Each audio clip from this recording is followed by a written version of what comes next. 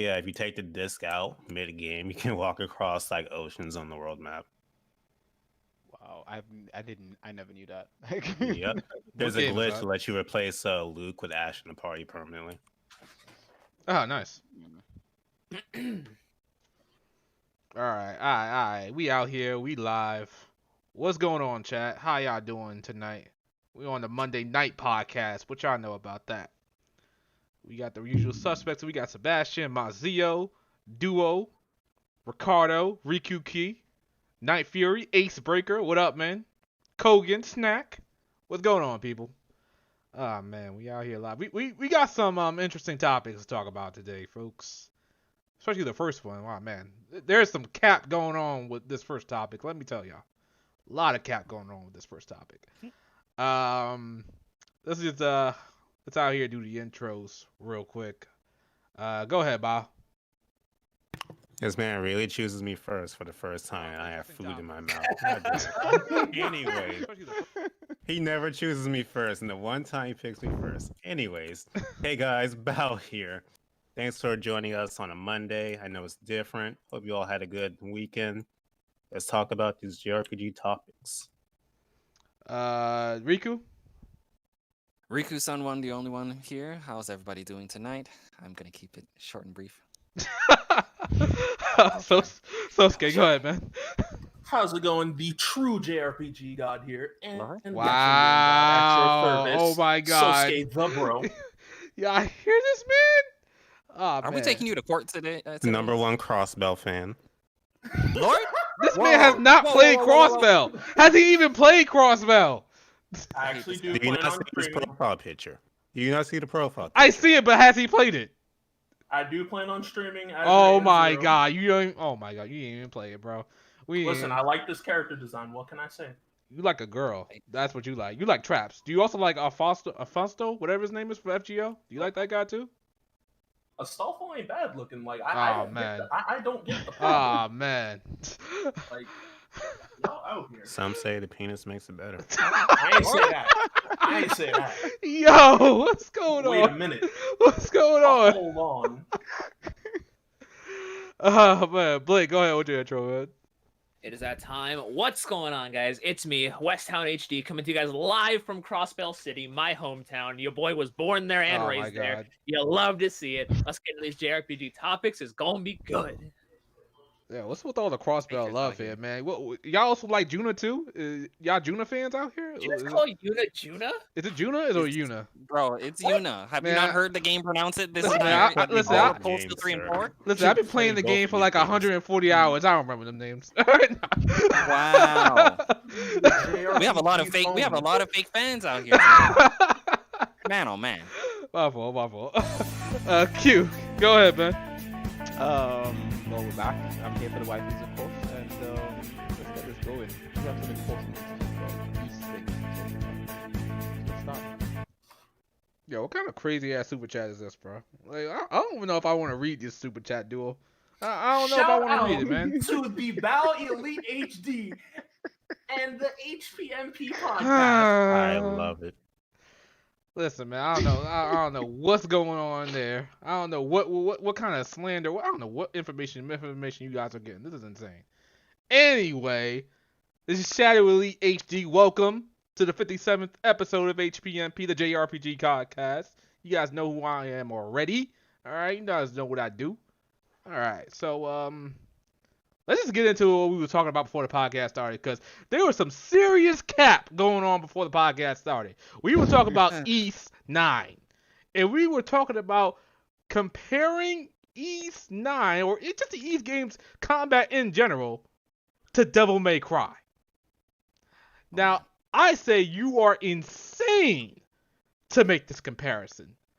But Sosuke over here, his not playing crossbow ass over here, this Captain Fawazi ass over here, Do I gotta pull up the list of games? is out here comparing the two.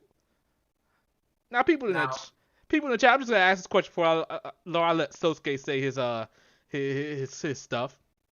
Do you believe the East 8? That's a East. That's a East. Yeah. Do you believe the East combat system is just as in depth as Devil May Cry? Yes or no in the chat? Sosuke, Someone in the chat already says that East is better than Devil May Cry. Oh my god. I'm a Devil May Cry fan, and Oh my god. that's wild. Oh my god. This is some But serious cat. as I was going to say, these games are indeed deep. When compared to Devil May Cry, no, because it's an action RPG. It's not a full-fledged action game, but I still say they have a depth to them that's completely different from Devil May Cry. I'm sorry. Now- Go into depth with East combat system. Please go into depth. Go into so much depth. Before we continue, let's talk about Shadow here saying that there are just button mashers that you can turn your brain off and push one solitary button and win and beat the entire game. Because What are you playing on easy mode? or like you have to be Because playing. You got to be playing. I honestly think that is probably believable if you're playing on easy mode. Or normal. Borderline, yeah, normal too. I'm playing on normal right now, and have I died yet? Literally, almost every review I've seen of East 9 on the internet, this includes both small pages and even IGN that decided to review a Falcom game for the first time, all said, do not play this fucking game on normal. It's way too easy. Every single one of them said that. I want you to find me a review that doesn't say that, actually. Anyone in the Find comments you section. one. I'm just playing it on normal because I never. set I'm just things hard. letting you know. Yeah. Well, no, I'm gonna have to change the difficulty then.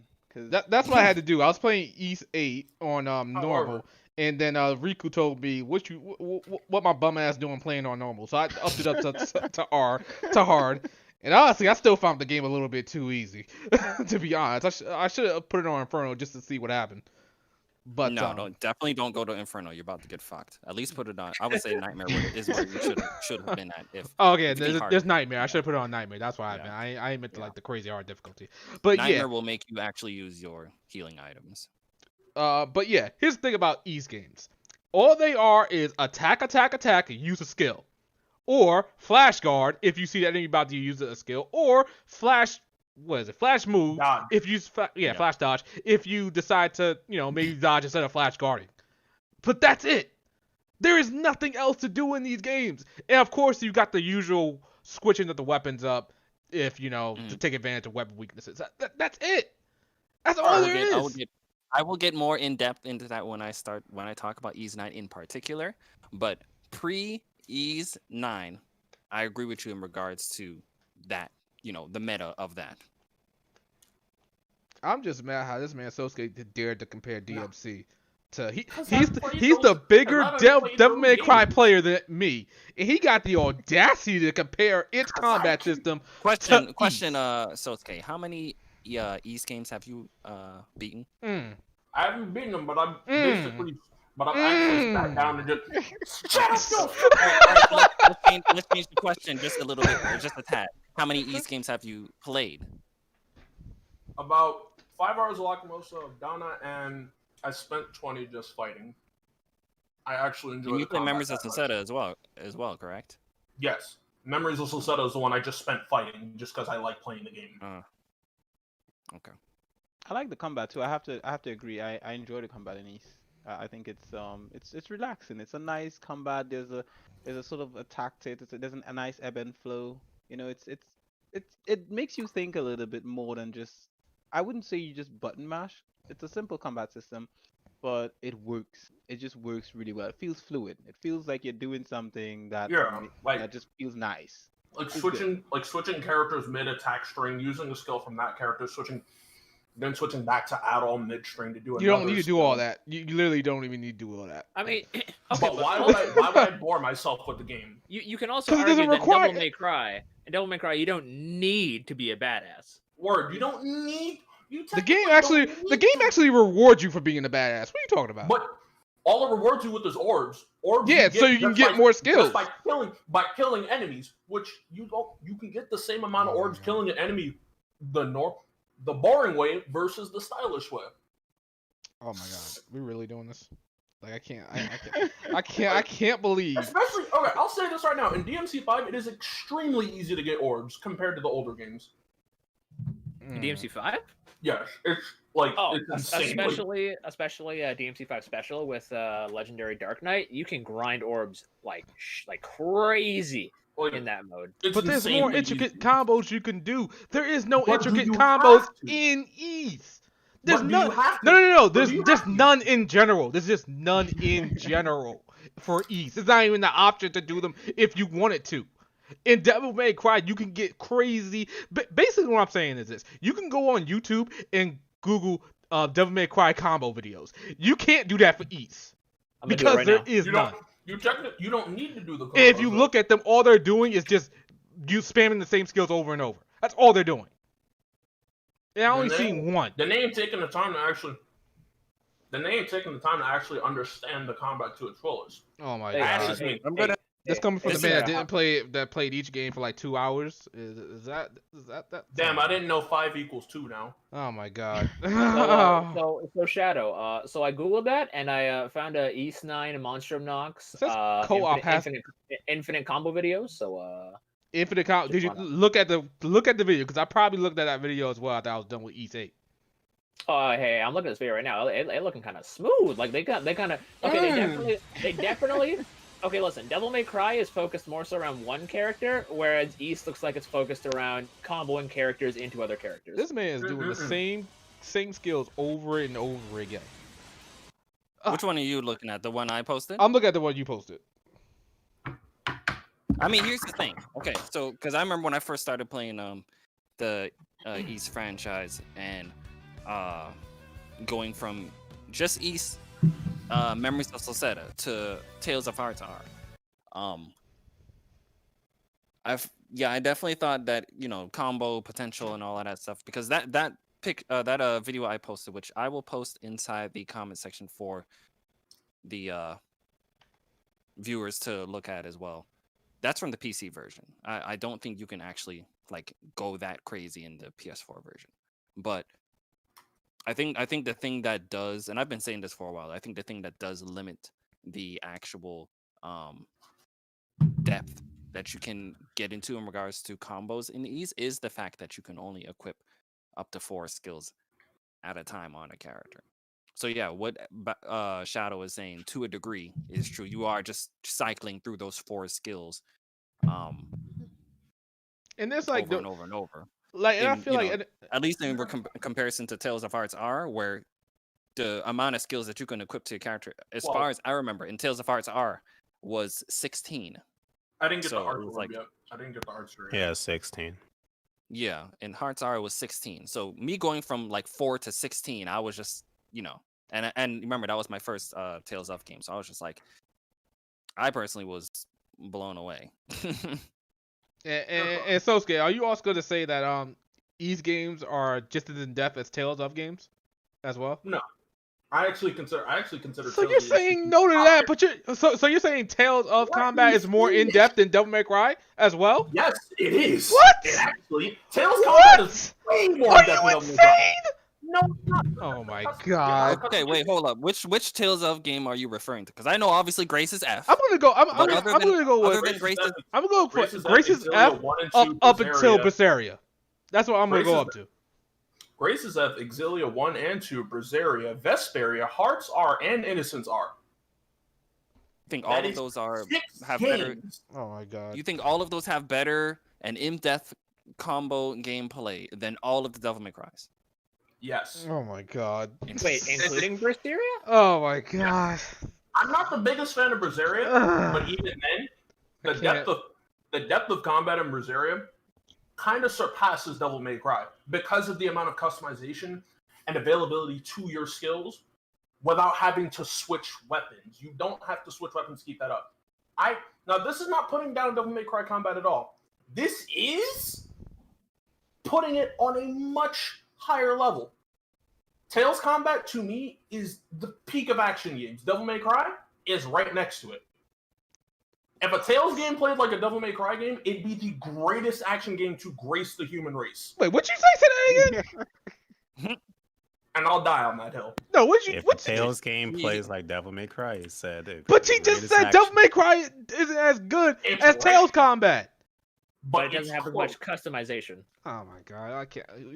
Like, I say he's probably talking about combat potential. Yeah, the average person playing a Tales game isn't going to go that in depth, but the potential to go that in depth is there. exactly. I'm speaking from a point of view of someone who can play both games on a quote unquote high level, even though it's an RPG. It's not a competitive game. There's no high level. You can get through Tales of Vesperia doing hit art, like higher art than basic art again, but you can go further than that if you so desire. Exactly. Okay, that's why I feel like Arise is gonna probably try to accomplish. That's what I feel like. But honestly, that's the same thing as with Ease. It's hit a skill. That's what the average person is going to do. In Devil May Cry, you can launch enemies into the air, grab them mid-air, combo them, throw them, blow them up, do all this awesome shit. Does the average person do that? I think at a basic level, they at least launch the people into the air. They at least launch the monsters into the air and start doing combos. You can't even do that in Ease. I would say there are skills. There are skills that are launchers, but you jumping up there and then, like I said, disregard the video that I posted because that's not an accurate representation of what you can do in the PS4 version or any version. That's not the PC version, but the launcher skills that you get in Ease, you can't really follow up and do air combos like on some Devil May Cry or God of War or Tales of stuff. But they do have launchers. Alright, you know what? We gotta move on. Sosuke is capping. We all know this. I don't know, man. Shadow sounded like the people that say Street Fighter is the only fighting game and Smash Bros doesn't qualify.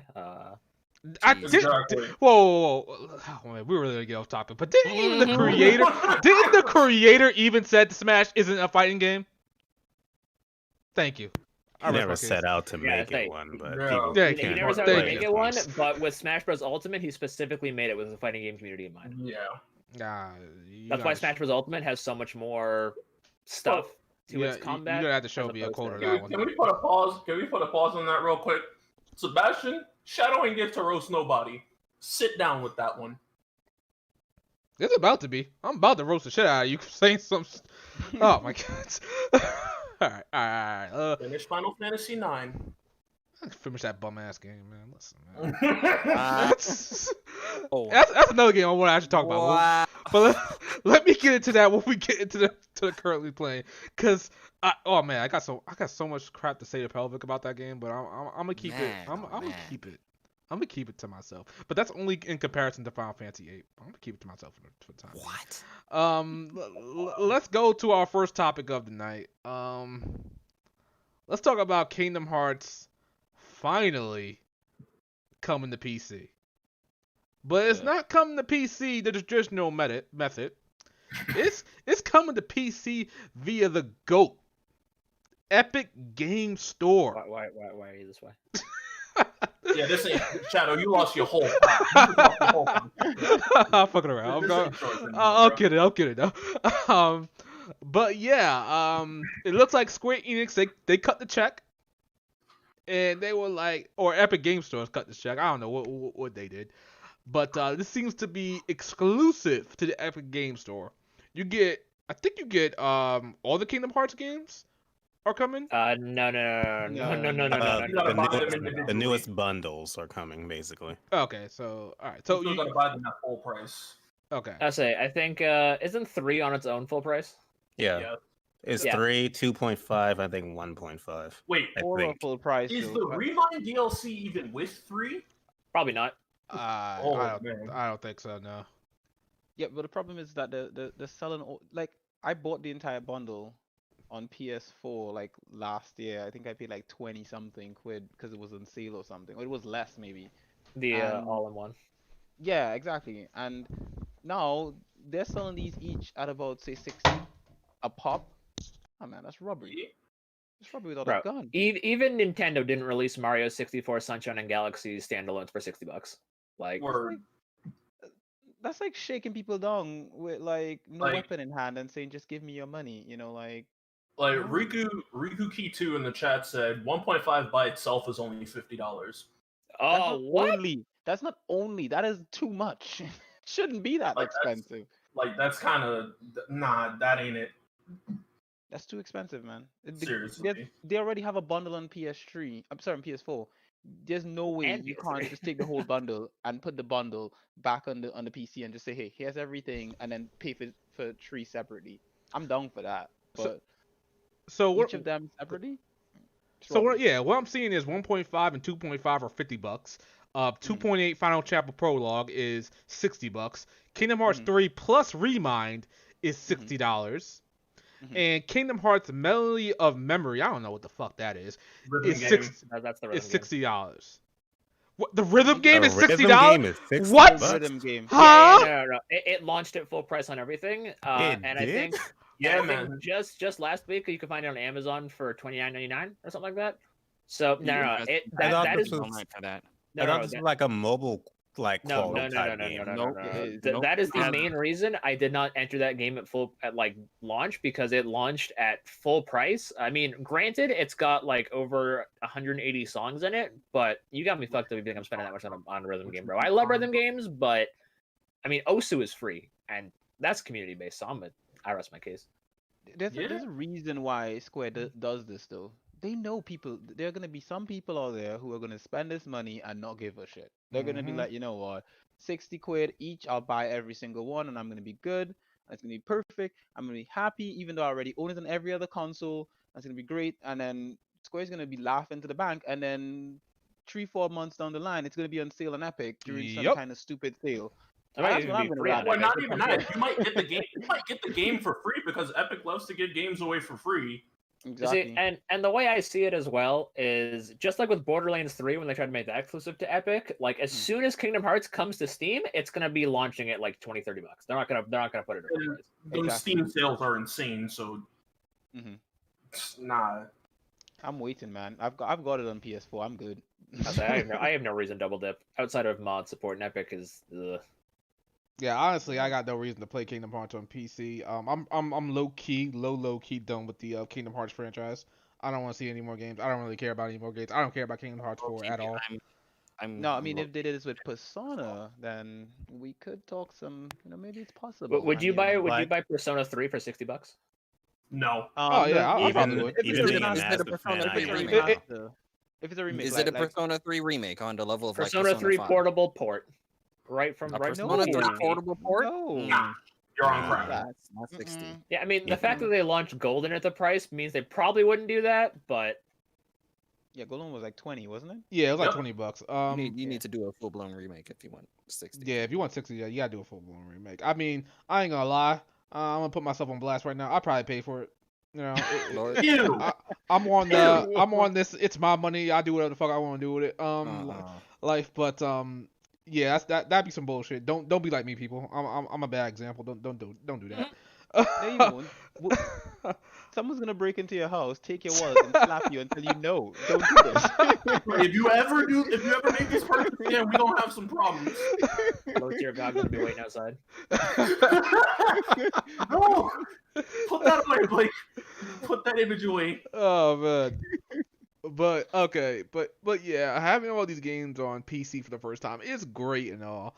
But do we have a problem with it being on the Epic Game Store and not Steam? Yes. Yeah. A lot of people do. It doesn't bother me much anymore.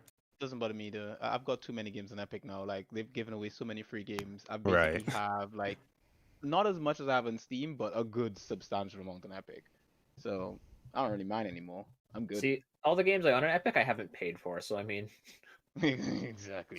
didn't they give away like something like 18 Lego games? Yes. Something like that. They give away Grand Theft Auto as well, and Yeah, that too. that was a game that was still selling on Steam. So like people always buy Grand Theft Auto. So I was like, oh, I'll take some of that. I'll dip in that, So anything they put out, I take. As far as I'm concerned, you're giving free stuff, I'm taking free stuff. So Exactly. I still get the people that are just upset because it's down on their little Steam platform that they have all their games on. I'm like, you don't even finish half the games or even pay attention to half the games on your Steam I think collection. it's less about like where it is and just that Epic doesn't offer nearly as much as Steam does in terms of I think Steam offers like free cloud saving and like Steam's a lot more secure with their like payout system. Whereas I think Epic is pretty easy to steal someone's information. At least that's what it was when everyone was making a big thing about it before. I don't know if that's what it still is. The only thing I care about on Steam is Steam cards. If I can get Steam cards for my games on Steam, I'm happy for that because you get a nice little wallpaper and like nice little trophy thing that you can share on your profile and make it look nice. So People sell Steam cards. Yeah, they I do. know. The main issue people had with Epic at first was that they thought, oh, it steals your information, like just for signing up and all that. But honestly, my thing is, if a government agency or company, whoever wants your information, they can get it nowadays. Exactly. Like Twitter probably knows everything about you. Let's be real. Please, you have any idea how much Google knows about me? Like, I'm screwed if somebody. If I lose my Google. Google gonna be popping up at Shadow's door like. Open the door. But yeah, it's interesting what Q said about cards, or like you guys mentioned cards, because they do sell cards. Because I think like 2 years ago or something like that, somebody kept slipping into my DMs about one game. I think it was like Agarus War 2. They were asking about the cards if I could trade them with them for them, and I was like, probably not. I was like, no. I was like, why do you want them? It's like they gotta be valuable or something like that. I don't know. I remember asking someone for cards before. I don't know if it was you, Shadow. I think I Yeah, asked someone for cards before. I think it was for a game. And it might have been okay. Yeah, it might have been you. I think it was probably. I don't think it was two other Ivan's people. War. I think it was something else. It would have had to be like, it was something else. And then I think you said no. If it was you, because whoever it was told me no, because I was like, I want cards for a specific game. I was trying to get a nice wallpaper and stuff, and it was a lot of work. I wasn't gonna pay full price for it, so I was like, But Now wait a minute. What do you mean you could get a nice wallpaper? Can't you just Google it and get the same wallpaper? yeah, you can have the wallpaper on your Steam account. Your Steam account can have a background. It looks nice. Which you can get from Okay, you gotta show me that. Okay. I didn't know Steam cards had any value, honestly. Yeah. They do. Once you get this whole set, you redeem the set. You get a wallpaper. You get an emote that you can use in chat, and then you also get like an emblem that you can put on your profile. It's really nice. Haven't you guys seen my Really? profile? My No, profile is not really. amazing. Oh, Do I I have don't know that. I don't have you on Steam, so I don't know about this. So back to Kingdom Hearts. So we definitely not getting this, are we? None of us are getting this. I mean, I know some sailors that can help me get it, but Yeah, Oh man. man. Oh, man. The only one I'm interested in is maybe 2.5, because it drops like $20. None of that That's price. kind of it. Yeah, because that's exactly what they're gonna do. Like, I think it's like Q said, like people are gonna buy it who want it, and I'll call those people the whales for the Yeah. early going. They're gonna buy it, and then eventually down the line, it's gonna go like to a regular price of probably like $40 or $50 or something like that. It's not gonna stay at 60 for long. I predict it going down to 60 probably in the summer. Going down from 60 in the summer. what was it? Someone said to me, Square games lose their value nowadays as fast as Ubisoft games do. Ooh. Hate to see it. I mean, I Gonna think be like FF7 50% remake off. even now is rather cheap now. Yeah, I think it's like 20. You could probably get it for like $20 or $30. I say if you look in the right places. Yeah. So I don't know. You know, Hmm? There's one Square game that took a long time to lose its value though, and that was Nier. Nier Automata took a really long time to lose its value on Steam. Like I say really even long. now, Automata's still here Yeah. running for like $50. Yeah, that's one. I But you know think what? it's just Yoko Taro saying you can't sell my shit for anything less than this. No, it's waifu. It's the waifu magic, right? Waifus sell stuff, and people keep buying games with great looking waifus in it. They don't need to drop that price. That's People right. will buy it. But- Right. Only But, sell but shit, then why man. is Final Fantasy VII drop so? Well, Final Fantasy VII got 'Cause waifu. there are no waifus in that. I mean, Whoa, whoa. Wait, Those are fucking words to say. Oh my God. Wait. Pause for a second. I actually thought someone said Final Fantasy 15. My bad. I apologize. No, I don't give a Okay. shit about 15, honestly. I don't think Yeah, most yeah. people 15 know is it. the husbando one. No one cares about that because it has no waifus in there. But Man. there's Luna one. Freya. Well, yeah. She the other Nobody one, cares about Luna Freya. No, seriously, nobody gives a damn about her. Yeah. The story didn't even give a Sydney, damn about though, her. Let me talk to you about Sydney. Let me talk to you about her. Okay, Sydney good. but yeah, Kingdom Hearts on Epic Game Store. It's great that it's coming to PC for the first time, and the PC gamers can finally experience it if they get over their little "it's not on Steam" crap. But yeah, this is historic. This is great. This leads more evidence that eventually, like Final Fantasy VII Remake is gonna come at some point. We all know this. It might even come to the Epic Game Store, which I still don't care. As long as I get the modded, I don't give a shit.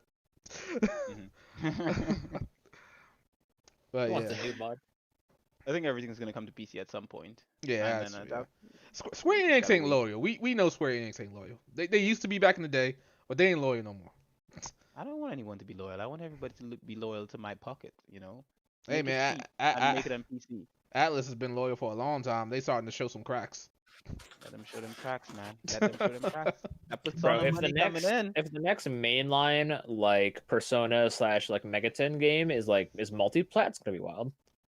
Oh, it's gonna be out of pocket. Watch they announced Shin Megami Tensei 5 for like PS4, and then it's coming to PC as well. I mean 5, yeah. I wonder if they'd release 5 on PC after the Switch sale through, They really should. Probably. or do like a collection. I don't know if they ported 4 for Apocalypse, they probably have to rework some stuff with like the touchscreen. Yeah. Or they could probably like rework that to like a mouse, but I don't know how 4 and 4 Apocalypse used the second screen on a 3DS, so I'm not sure. But It's confusing. All right. So yeah, that's Kingdom Hearts on PC. Great. Let's move on to our next topic. Eiyuden Chronicle. This game is a Kickstarter game, and it's a spiritual successor, I believe, to Suikoden. Yep. Am I saying that right? I don't care. Suikoden. Suikoden. Okay. Wait, yeah. what did he say? Nah, listen, we don't care. We don't Suikoden. Lord? we don't I heard that man say Isn't he? Juna, Yeast, whatever the fuck he said for Suikoden. Suikoden. Nasty. All right. So, yeah, this game is getting the publisher, from its Kickstarter goal. So, are we still heavily anticipating this game or what? Oh yeah, that's probably my most anticipated game of whatever year is coming out. Honestly, 2022, I believe. Did they say 2022? Yeah, I think they said that was a release window for the game. When did they say that? I think it was like last year when it premiered. They said 2022. That's not gonna happen, man. Last year everyone thought things were gonna happen, and we live in this existence now. I think it's gonna be pushed back. We live in a I just society. looked it up. It's October 2022. Yeah, so They that's guarantee I'm that? sorry, that's getting pushed back to 2023. Exactly.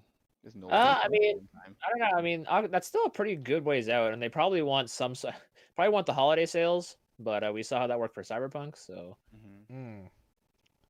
So like before with this game, I was very worried about it. I didn't have that much hype for it because it's a Kickstarter game. Kickstarter games, while there are some success stories, probably a lot of success stories, I seem to only remember the failures. So they can say there's a whole bunch of Kickstarter games that always promise, oh, we're gonna go back to form with our original release of this game, and we're gonna pay homage to this game, and it's gonna be great. People buy into that nostalgia like crazy.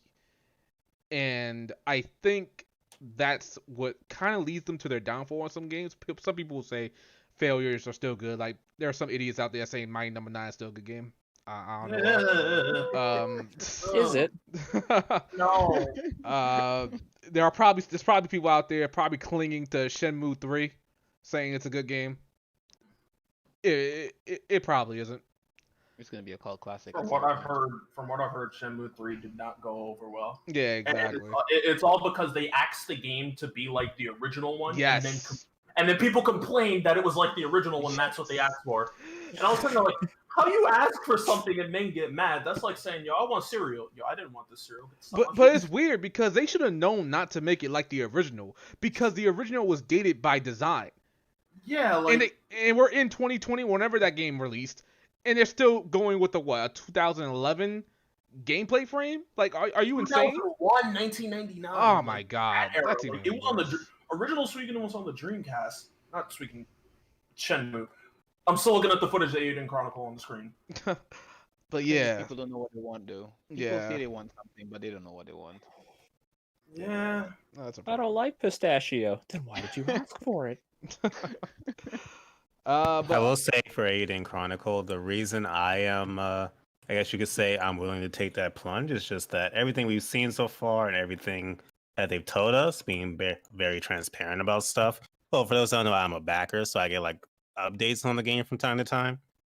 But they've been very transparent about the process of development, who's working on it, all that. So I'm hoping and willing to take that plunge that it's going to be good. Hey What man, was the but price to back it? I don't know, probably $10, something like that.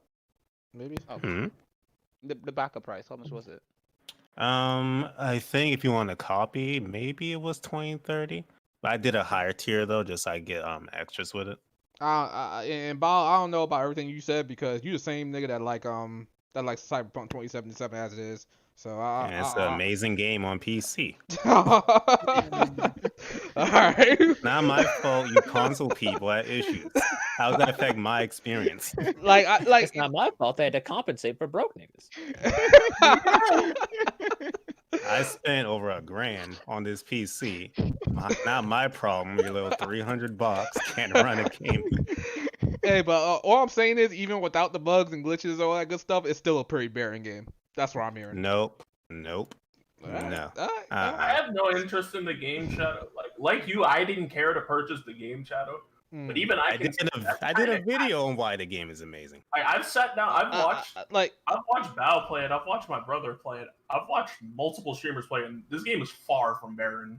All right. I'm not willing. Wait, I'm not willing to die you on that said hill. barren. There's over 100 hours of content in the game. What?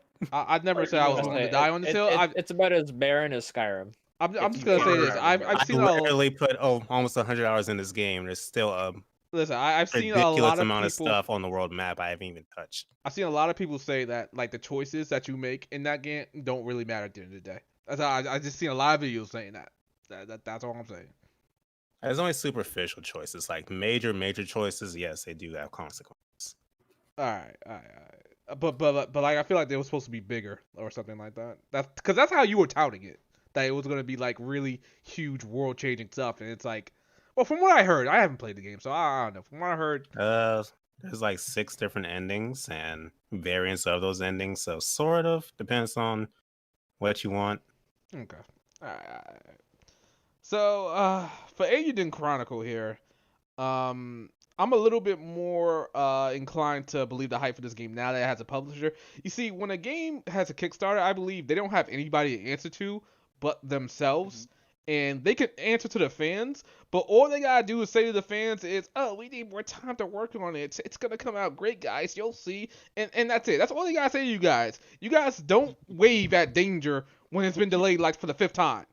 Y'all just accept it like we're gonna get it out when it's ready, when we need to get it out. But no, it's gonna come out and after the 5th delay. You should really start to be worried. So with the publisher, I feel like they got more of an urgency behind them. They actually have to answer to some people, and they actually have to probably get out updates at a in a good time frame, you know. So yeah, I'm gonna be looking at this game closely still. I think it's gonna be good. It's just there's a good chance it might not be, but I'm gonna hold out. I'm gonna hold out for it. I'll also say it's harder to mess up the formula of Suikoden than other games that have failed. Hey man, how hard is it to mess up Mega Man? That's a fair point. That's a fair point.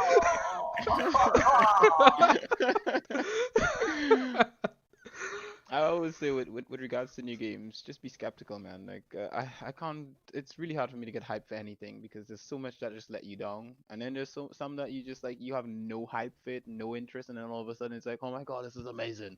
So I'm skeptical of everything, man. You know, you bring gold to me, and I'm like, that looks like silver. I'm not sure about that. Just be careful. You could be in for a good time, or you could be in for an age of calamity. Oh, Blake, are you okay? I don't want to talk about it anymore. My man sound hurt. He sound hurt. It's like Age of Calamity left him at the altar. Goddamn. Man. All right. Let's move on to. I guess we could talk about this real quick before we go into what we're all currently playing. Let's talk about Trials of Mana real quick. It sold 1 million copies as of its. I think it came out in 2019. I think so. Yeah, I think it came out in 2019. So up to this point, it sold. No, wait, 2020. It came out in 2020. My bad. Yeah. So less than a year, it sold 1 million copies. It's not really that big of a game. It's a remake. That's not too bad. I don't think that's too bad. I think in its first week of sales, it sold like 150,000 copies. So you could really see over the months leading up to this announcement of 1 million, it was selling steadily. And I like to think that my video, my JRPG lineup video, pushed it over that 1 million mark, because there are so many people asking me what the first game is in the video, Shadow. And I'm like, it's fucking Trials of Mana, you fucking idiots. Nah, I'm going. Oh, damn. Jesus Christ. Sorry, coming after people. Nah, I got tired of answering that question, and I'm like, it's a legit question for them to ask, because I ain't put the name of the game on screen, so it's a legit question to ask. I'm kind of with you on this one. Listen, if you answered the question once, it don't take but like a couple of seconds to Scroll down in the comments, because it's in the comments. I'm like, yo, scroll down in the comments. Look for 2 seconds. No, people don't do that. You know, the thing is that when you watch a video, you instantly, the thought comes to your mind that I must ask this question, and no one else has ever asked this question before. I'm the first person to think of this. No one else will ever think of this. And then they ask the question, the same question that 50 other people have asked, right underneath them. You know, so you just have to just like, it's either you come to one point where you don't answer the questions, or you just come in, or you sometimes I think the best ones are the beautiful people who come into the comments and they respond to those people and say, hey, someone has already answered that. You should just go down. Just go down. Just scroll down for like 2 seconds. It's what I do. It's common sense. I'm like, yo, this video, it's got a lot of views. It's got a good amount of comments. Let me scroll down in the comments just to see if they answer my question or what song it was in the background, some shit like that. And most of the time, it's in there somewhere. I'm gonna ask Sebastian Perry on this one. Did you manage to beat every boss in hard without items, aka Pelvic's challenge? Pelvic needs to offer something for me to do that. She's got to offer something, and I'm not asking for a lot on this one. We all know what my terms. It was Resident Evil for like an hour. It was $20 that she could have put up, or it was I could buy her. No, there's no damn PS5. I don't know what you're talking. Shadow, think about it this way. She wants you to go through a headache. She wants you to go through a headache and stress for free, but won't go through the same headache and stress for herself. But she won't even like. I don't even have to put a headache through her. I was willing to just like. What was one of the things I was willing to buy her Bravely Default 2 when it came out if I failed this, and mostly she didn't really have to do anything else probably, but whatever. Nah, she got to put up something else. What the hell am I thinking? Get out of here. I'm just saying. Anyway, no, I didn't do that. I can probably do that pretty easily, but she won't put up anything.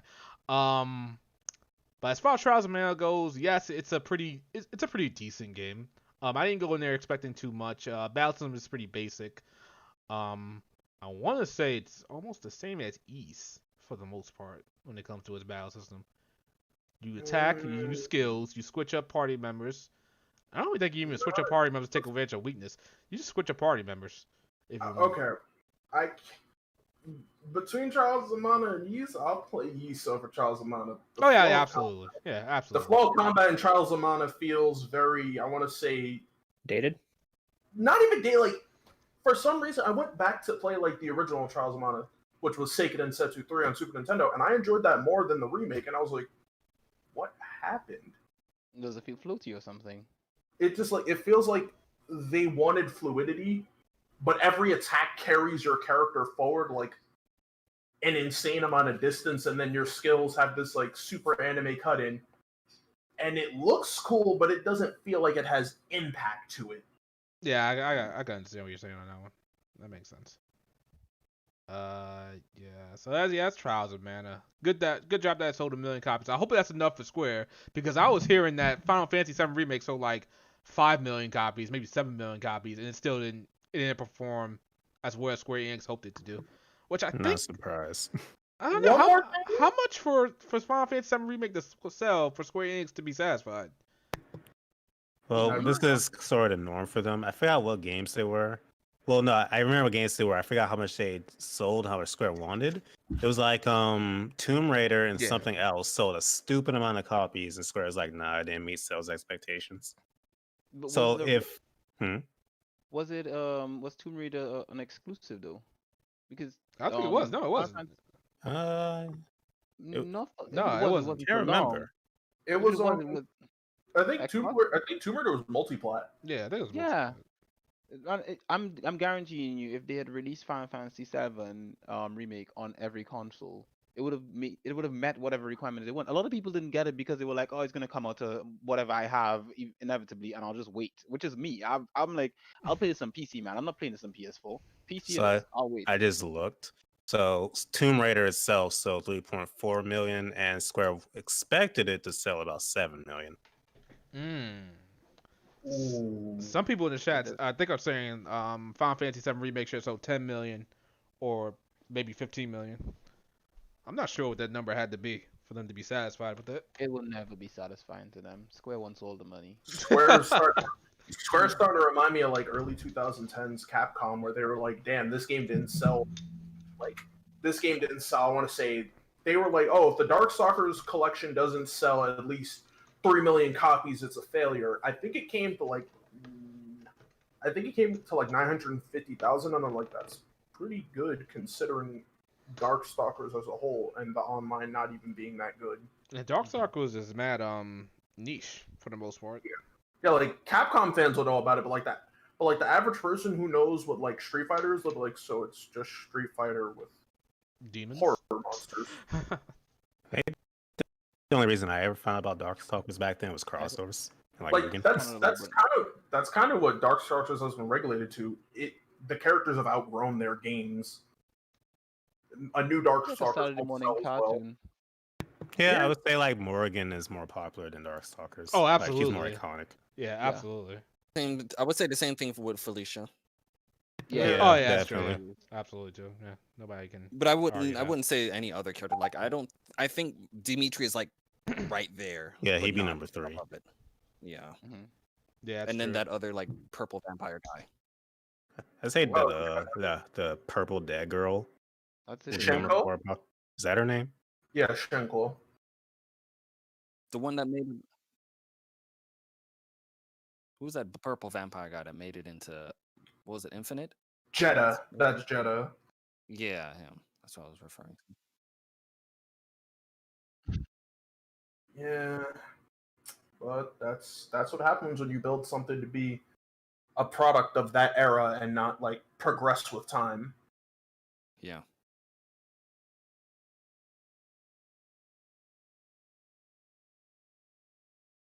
Shadow visual glitch, by the way. Everybody's things, the whole Discord. There we go. All right.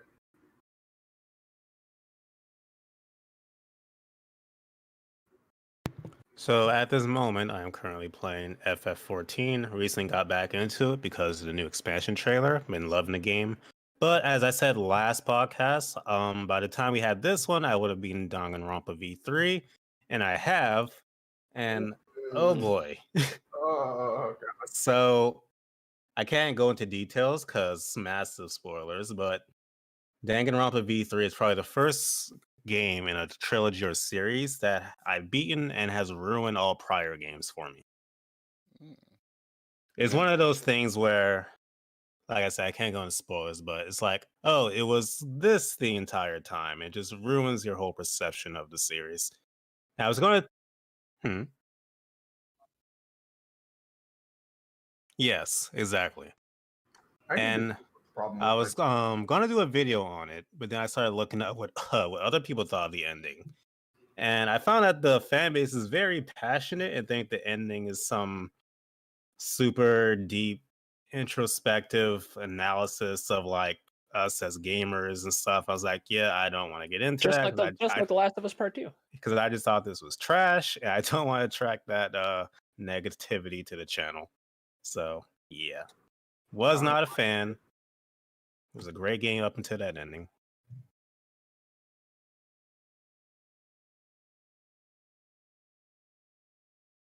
At this particular moment, while we are on this podcast, I am playing East 9.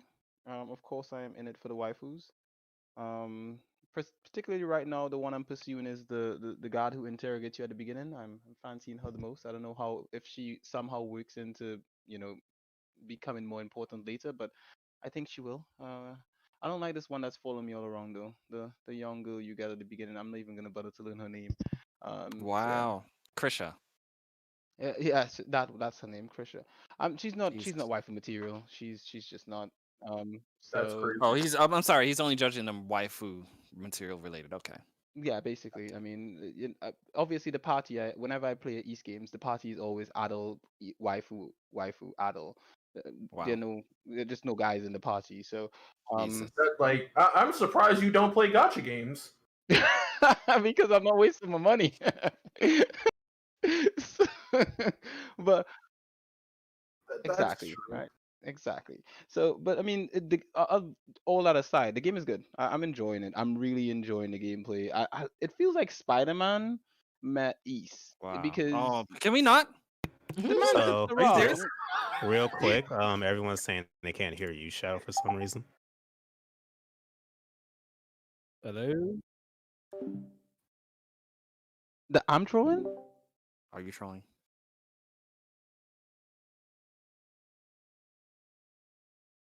Jesus Christ. Shadow, what are you doing? Technical difficulties. He's gonna pull up his Elisa porn next. Oh shoot! Do it up.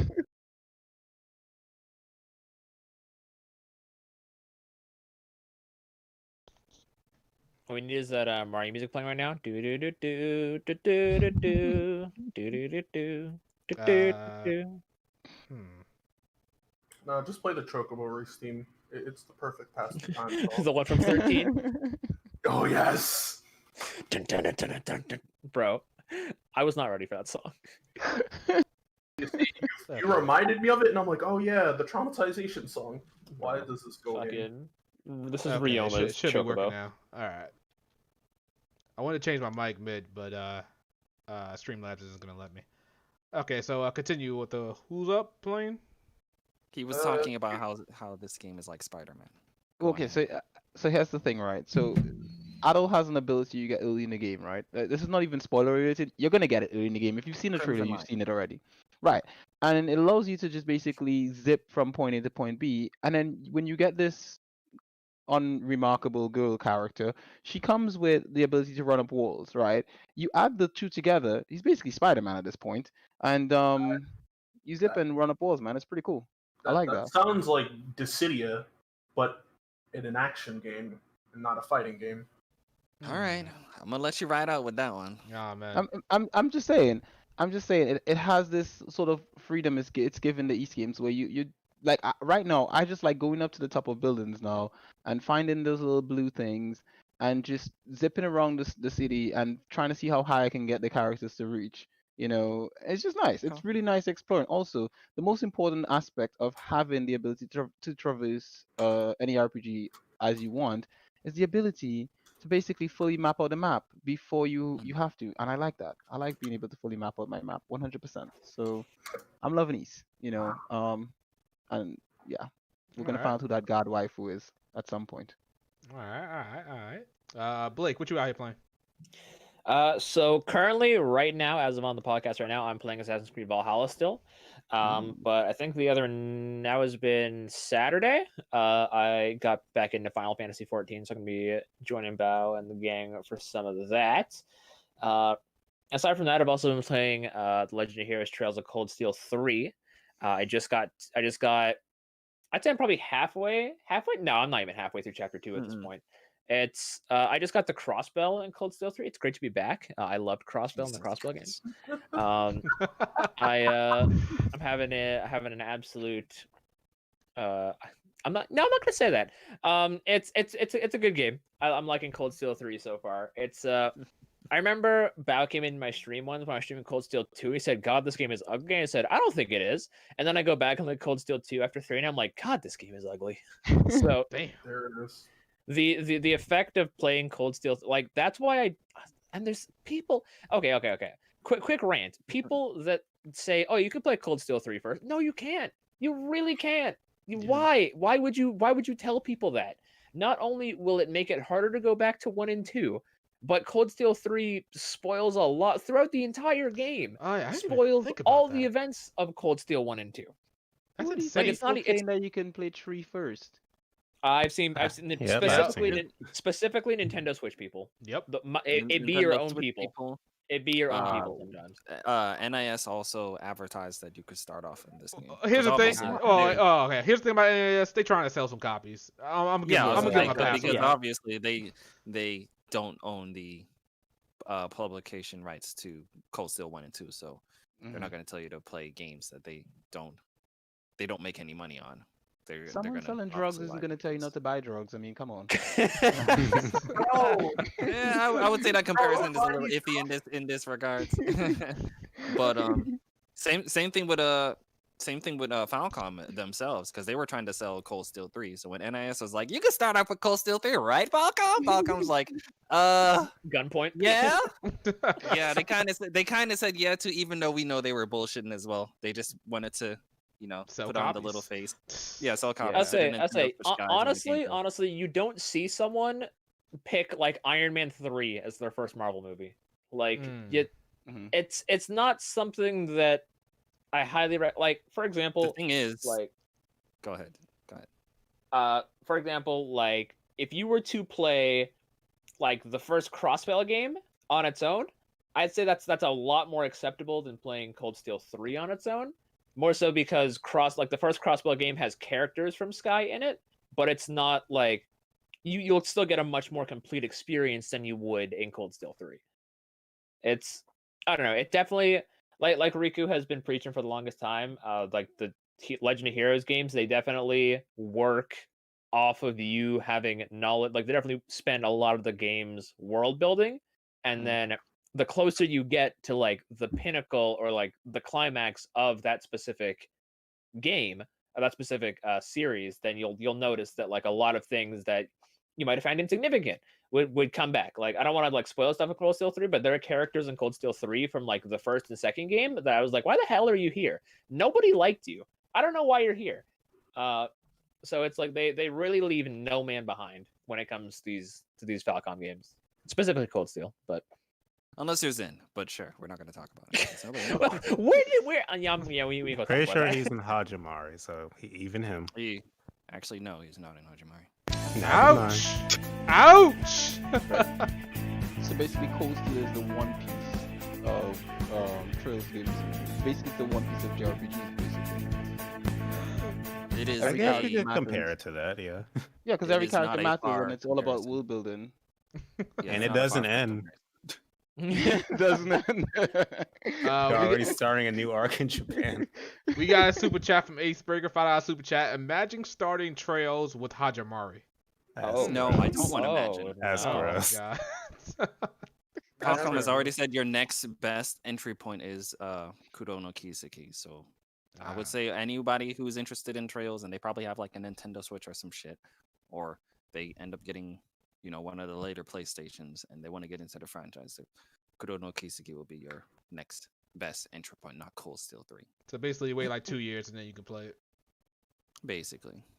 You guys already waited this long, right? There's already been 9 games, and you still haven't fucking played it. You might as well wait another 2 or so years for Kuro no Kiseki. That's such a good point. Okay. But yeah. Aside from Cold Steel 3, I think that's basically it for all the stuff I'm playing. I have the digital deluxe edition of Persona 5 Strikers pre-ordered, so I'll be streaming that at midnight Thursday when it drops 4 days early. So yeah, anyone in the chat, y'all looking to PP Boy, will be streaming it. But yeah, aside from that, that's about it. Oh, also, in the Balan Wonderland demo is hot ass. Just thought I'd throw it.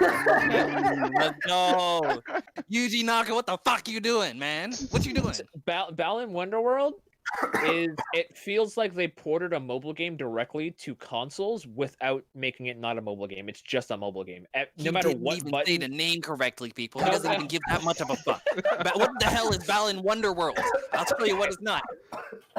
Listen, Balan. Okay, anyway, fuck that game. Listen. My first impression of that game was I press triangle. Oh, I do this thing. Cool. I press square. Oh, the same thing. I press circle. Oh, that's weird. I press left trigger. What the fuck? Yeah, no. And that game is full price. I want to throw that one. Can y'all just that game? Some soccer mom is gonna buy that for their kid at full price, and I'm gonna have to return that for them. Little Timmy is gonna be like, platformers are garbage. All Oh, because man. of Galen Wonderworld. Oh man. And Jesus you Christ. say Yuji Naka's behind this? Yes. Bro, what happened to him after he left Sonic? What You did he hate to do? hear it. He really hasn't made shit after he left Sonic. Oh my gosh, you hate to see it. Like everyone say Rodea Sky is low-key mid as well. So wait. Hold on 1 second here. So you're saying the guy that made Sonic made this game? That would low key I think explain he- why this game is trash. Alright. Shadow, don't do this. Say that. There's too When are many we gonna Sonic take it- fans for Aren't we here supposed for to you to take do the guy to that. trial? Are we supposed to take this guy to trial? Riku, relax. We don't have everybody to take I him feel to like we trial. should wait till everyone's here Alright, for that. alright. Shadow, you've lived another day.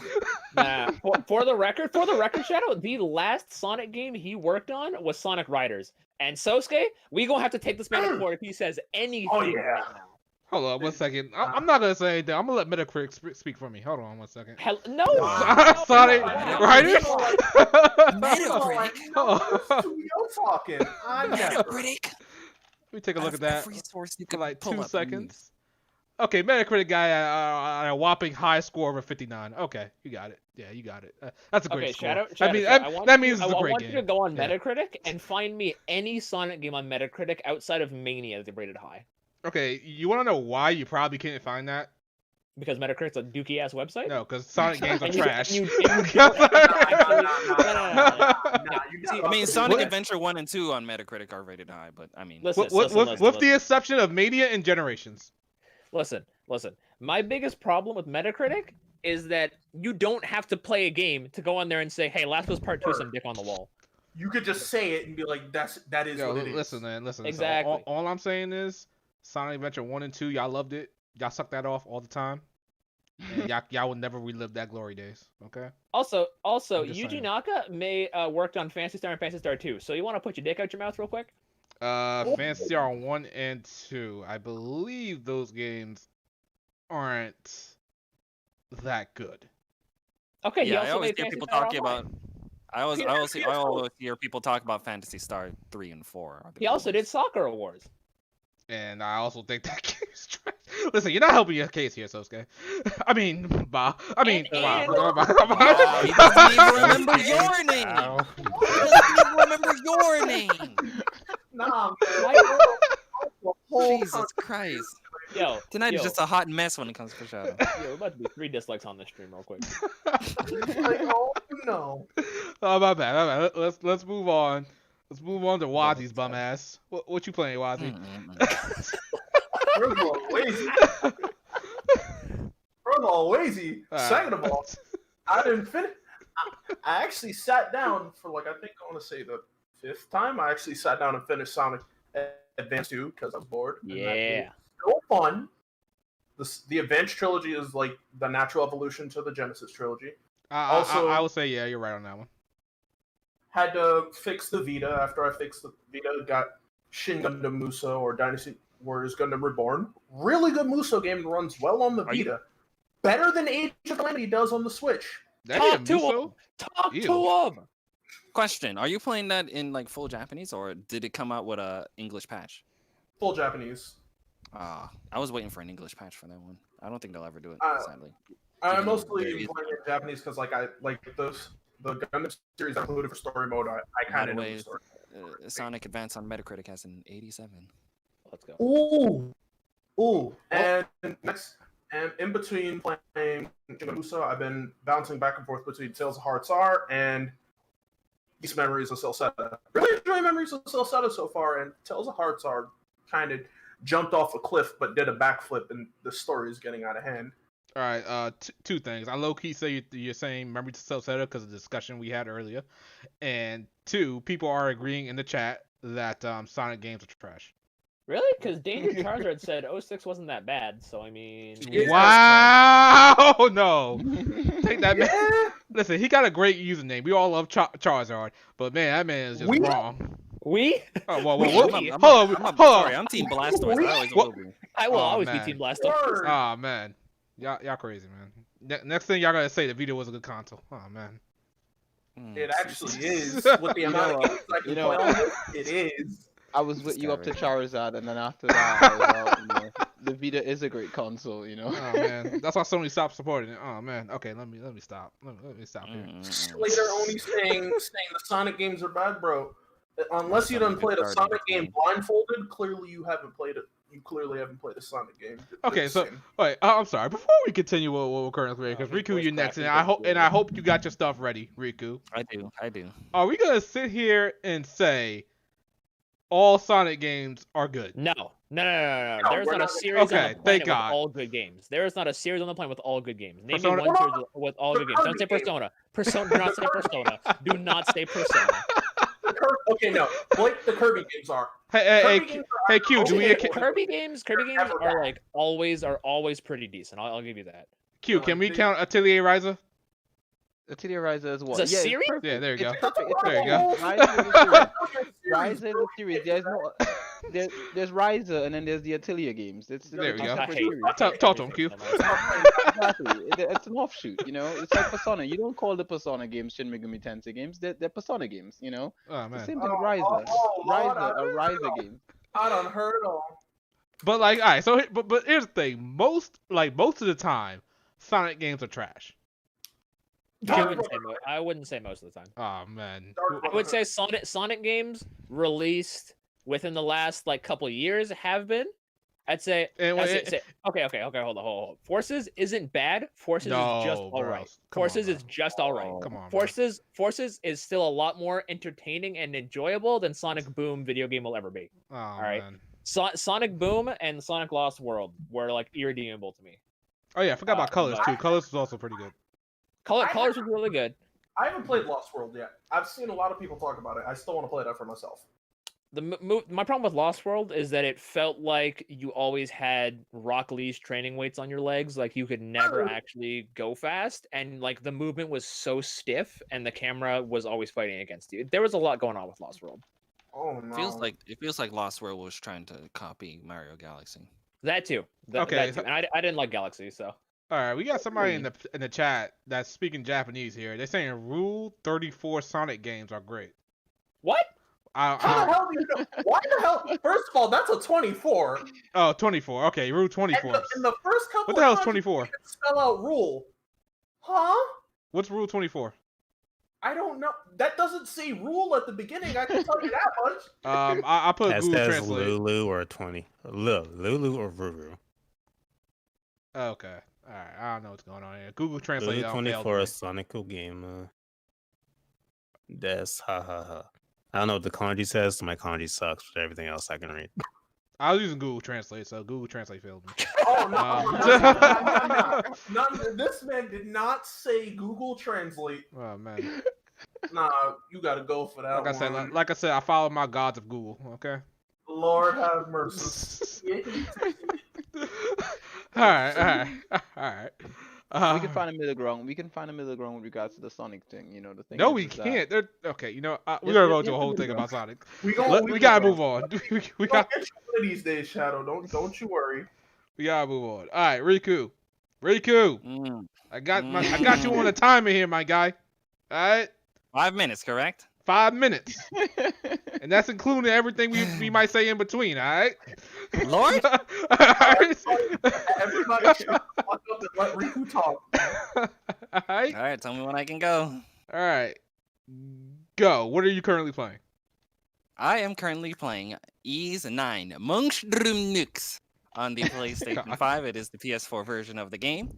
I think the game is a great game. I'm going to start off with the pros of the game, then I'll go to the cons and then my nitpicks. Okay? So, in my opinion, the best pro of this game, in my opinion, is that this game has the best and most engrossing overall story that an Ys game has provided. Now, to be fair, Ys has never been known about stories, so that's not saying much.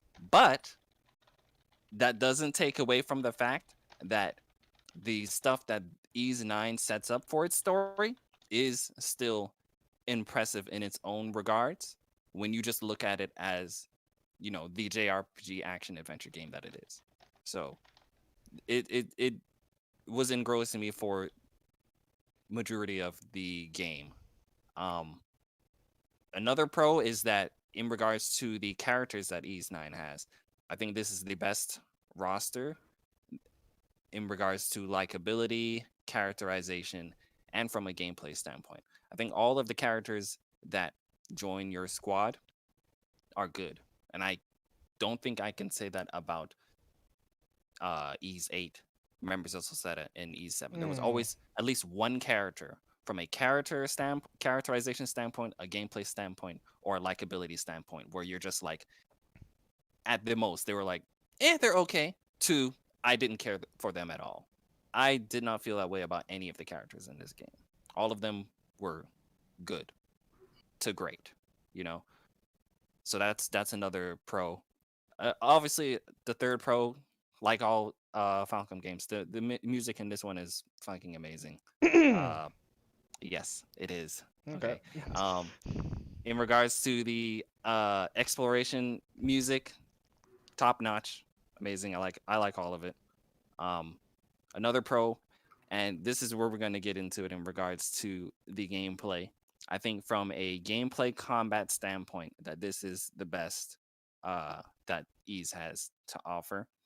And that's because of the fact that the little special abilities that you get with the characters, they call them gifts. Like what LP was saying earlier, Adol gets the Crimson Line. You can zip towards certain locations on the map. But also, if you're close enough to an enemy, your target will have that same little indication on it. And if you hit the Crimson Line button, Adol will zip towards them. Basically, like what he was saying, like Spider-Man, using Spider-Man's web zip to get over there. So that just adds to not only the traversal, but the combat. If there's an enemy and they're doing something crazy, some type of AoE, you can roll out of there with Adol, and then as soon as they're wide open, you can Crimson Line right back into there, for the combat. So it helps the combat. Same thing with another character that you get where their ability will allow you to like break through walls, but on enemies, this when you basically charge up the melee button and then you hit them with this charged up melee.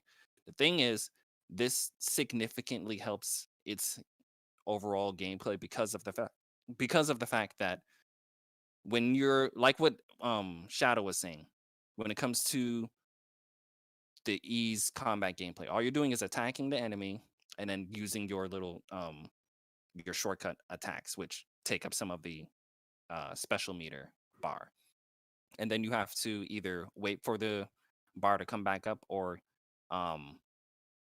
in Ys 8, all you have to do was wait and hit an enemy and you get some of that SP back. But in Ys 9, that's not the case. You have to use this charge melee and hit them, and it has to connect, and then you get some SP back. So the cool thing about that is the fact that you can use certain skills, and as the skill is ongoing, you can charge up that charge melee as the skill is like ongoing. Let's say you're doing a skill with Adol and it's like a stabbing move and then a slash. While he's doing the stabbing and the slash, you could still be holding the melee button and charging up that charge attack. So right after you finish that skill and you release the melee button, you go straight into that charge attack, which builds up your SP again, which allows you to go into your other skill. So they did add some depth to the simplistic gameplay that it has, and I think it was just enough to make it above all of the rest of the Ys. I think that allowed me to not get bored of the simplistic gameplay that is still enjoyable, but is simplistic in comparison to all of the other action JRPGs you could probably compare it to. But yeah, in regards to the gifts, that's another thing that's great. All of the characters have something in regards to traversal, which makes this the most fun traversal that you'll see in the Ys game as well. I think the configuration The options that you get for configuration for the game is probably some of the best configurations I've seen in a game. Like they allow you to change a lot, but I'll talk about that because there's like a double-edged sword when it comes to that. But the pro to that double-edged sword is the fact that they do have a lot of options in there that's very great. In regards to the location, because I know a lot of people talk about how the location that is the prison city of Balduke isn't as enjoyable as, like, let's say the island from Ys 8. As far as I heard, some of the people that did work on Ys 9 were people that were a part of the Trails team, and when they did come over to create the prison city of Balduke, they did say that they were trying to make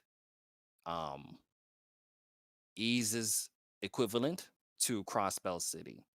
And if you are playing Ys 9, or if you have played Ys 9, if you look at the comparisons between the prison city of Balduke and Crossbell, there's actually a decent amount of similarities. One, firstly, the fact that this city is known to be it's looked at a negative site in regards to, the other locations. Same thing with Crossbow. Crossbow was known as like the city of sin. In regards to the layout, if you played the Crossbow games, you know that in regards to the layout in both 0 and 0, you have Crossbow in the middle, but they allow you to explore the eastern, the western, the south, and the north outside of Crossbow, and that's basically the same layout that they use for Balduke. You can, I would say like the first quarter of the game, you're running around in Balduke, and you're probably like, hey, is the whole game take place inside here? But they do allow you to explore outside of the borders of the city, and it's not just north, south, east, and west. They also have like locations in the the diagonal locations too, so southeast, northwest, and all of that stuff. So that was good. In regards to the cons, the default layout for this game, in my opinion, is not friendly to neither newcomers or returning Ys players. It's just not that comfortable. And you talking about the controls, right?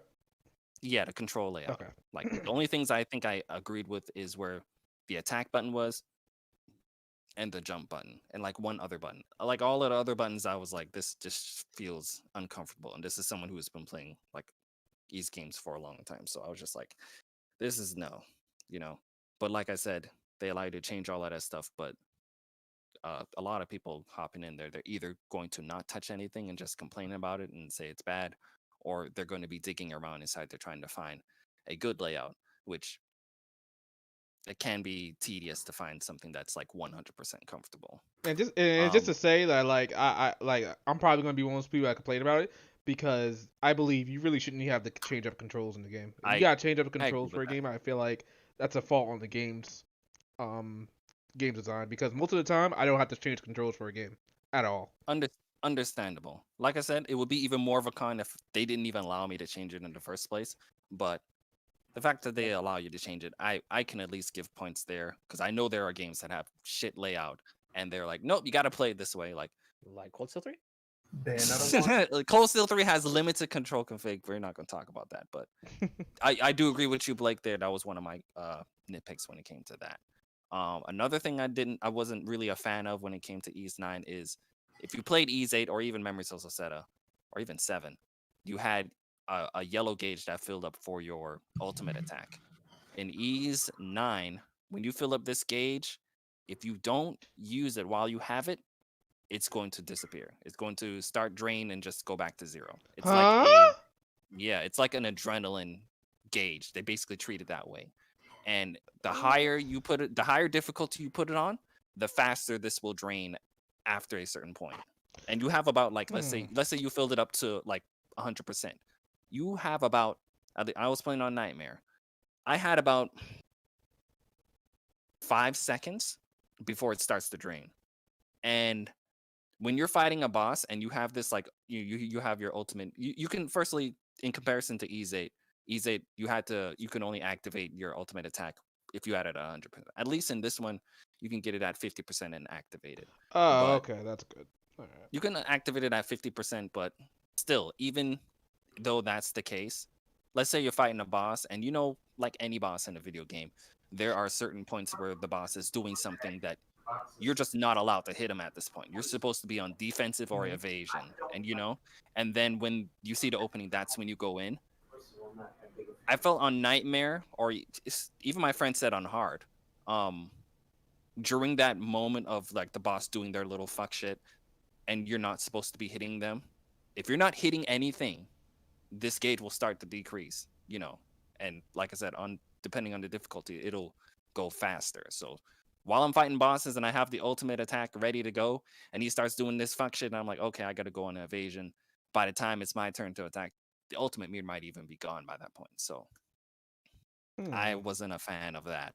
I understand what they were going for. They're like, they wanted it, I feel like it fills up faster than it did in Ease 8, but like I said, I didn't like what they were going for in regards to, yeah, you get your ultimate meter, use it right away type of thing. I was more so a fan of use it when you saw the opportune moment, Especially when you I think they have that guard break gauge for each enemy or something like that. Yeah, when you break exactly. them, that's when you want to use it. Yeah. That's yeah, and you don't get that until like you're like 60-70% of the way through a fight, because you got to build up that meter in the first place. Yeah, that sounds sus. All right.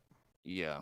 The last thing I didn't really like about Ease 9 was I felt the lock-on system was pretty janky. And this is only in comparison to Ease 8, because I felt, even though I remember like Lady Pelvic, she was complaining about the camera and the lock-on in Ease 8, I didn't feel that there was an issue when it came to the camera and lock-on in Ease 8, but in Ease 9 I did feel, and they have like maybe like 2 or 3 different settings in the configurations that you can mess around with the lock-on, like in regards to like how far do you want to lock on? Do you want to lock on, like, do you want it to lock on to enemies behind you if you hit the lock-on? They had a whole bunch of things in there, but I tried all of them. I tried every type of like combination that you could, and nothing felt like I was at the same comfortability that it had it at Ease 8. And one of the things in regards to this lock-on that bugged me, and you can't turn this off, if you can, please tell me, but I could not find it. And it's the fact that if, let's say, an enemy is in front of you, right, and you're in a hallway, and there's a room to the left side of you, and there's an enemy inside that room, and like he would be like parallel right beside you, and there's an enemy down the hallway, and the enemy that's in the room to the left of you is technically closer. If you hit lock on, the game will technically lock on to the enemy in the other room that's through the wall. So you're literally locked on to an enemy That's terrible. that's through a wall, and the only reason it even locked onto him in the first place is because he's technically closer to you than the enemy that is straight down the hallway in front of you. And as far as I know, there was no way to turn off, the feature that is to not lock on to enemies that aren't in your, like, I guess, actual proximity. See, that honestly feels like just a gameplay design failure Flaw. because Yeah. there are a lot of games. Because Ease 8 did not do this. I do not remember Ease 8 doing this one bit. Well, honestly, Ease 8's targeting system was a little bit sus for me as well. There would be times where they would target somebody that's not even in front of me. And I'm trying to target the person that's in front of me, and they're targeting the person to the left of me, and I'm like, what might have been the case is just like you said, the person that particular enemy might have been closer to me, but it still sucks. Like it should probably go by the camera, probably. If the enemy, like I said, they have a setting. Like I said, they have a setting where you can set it to where when you hit lock on, the enemy that your camera is facing will lock onto that enemy.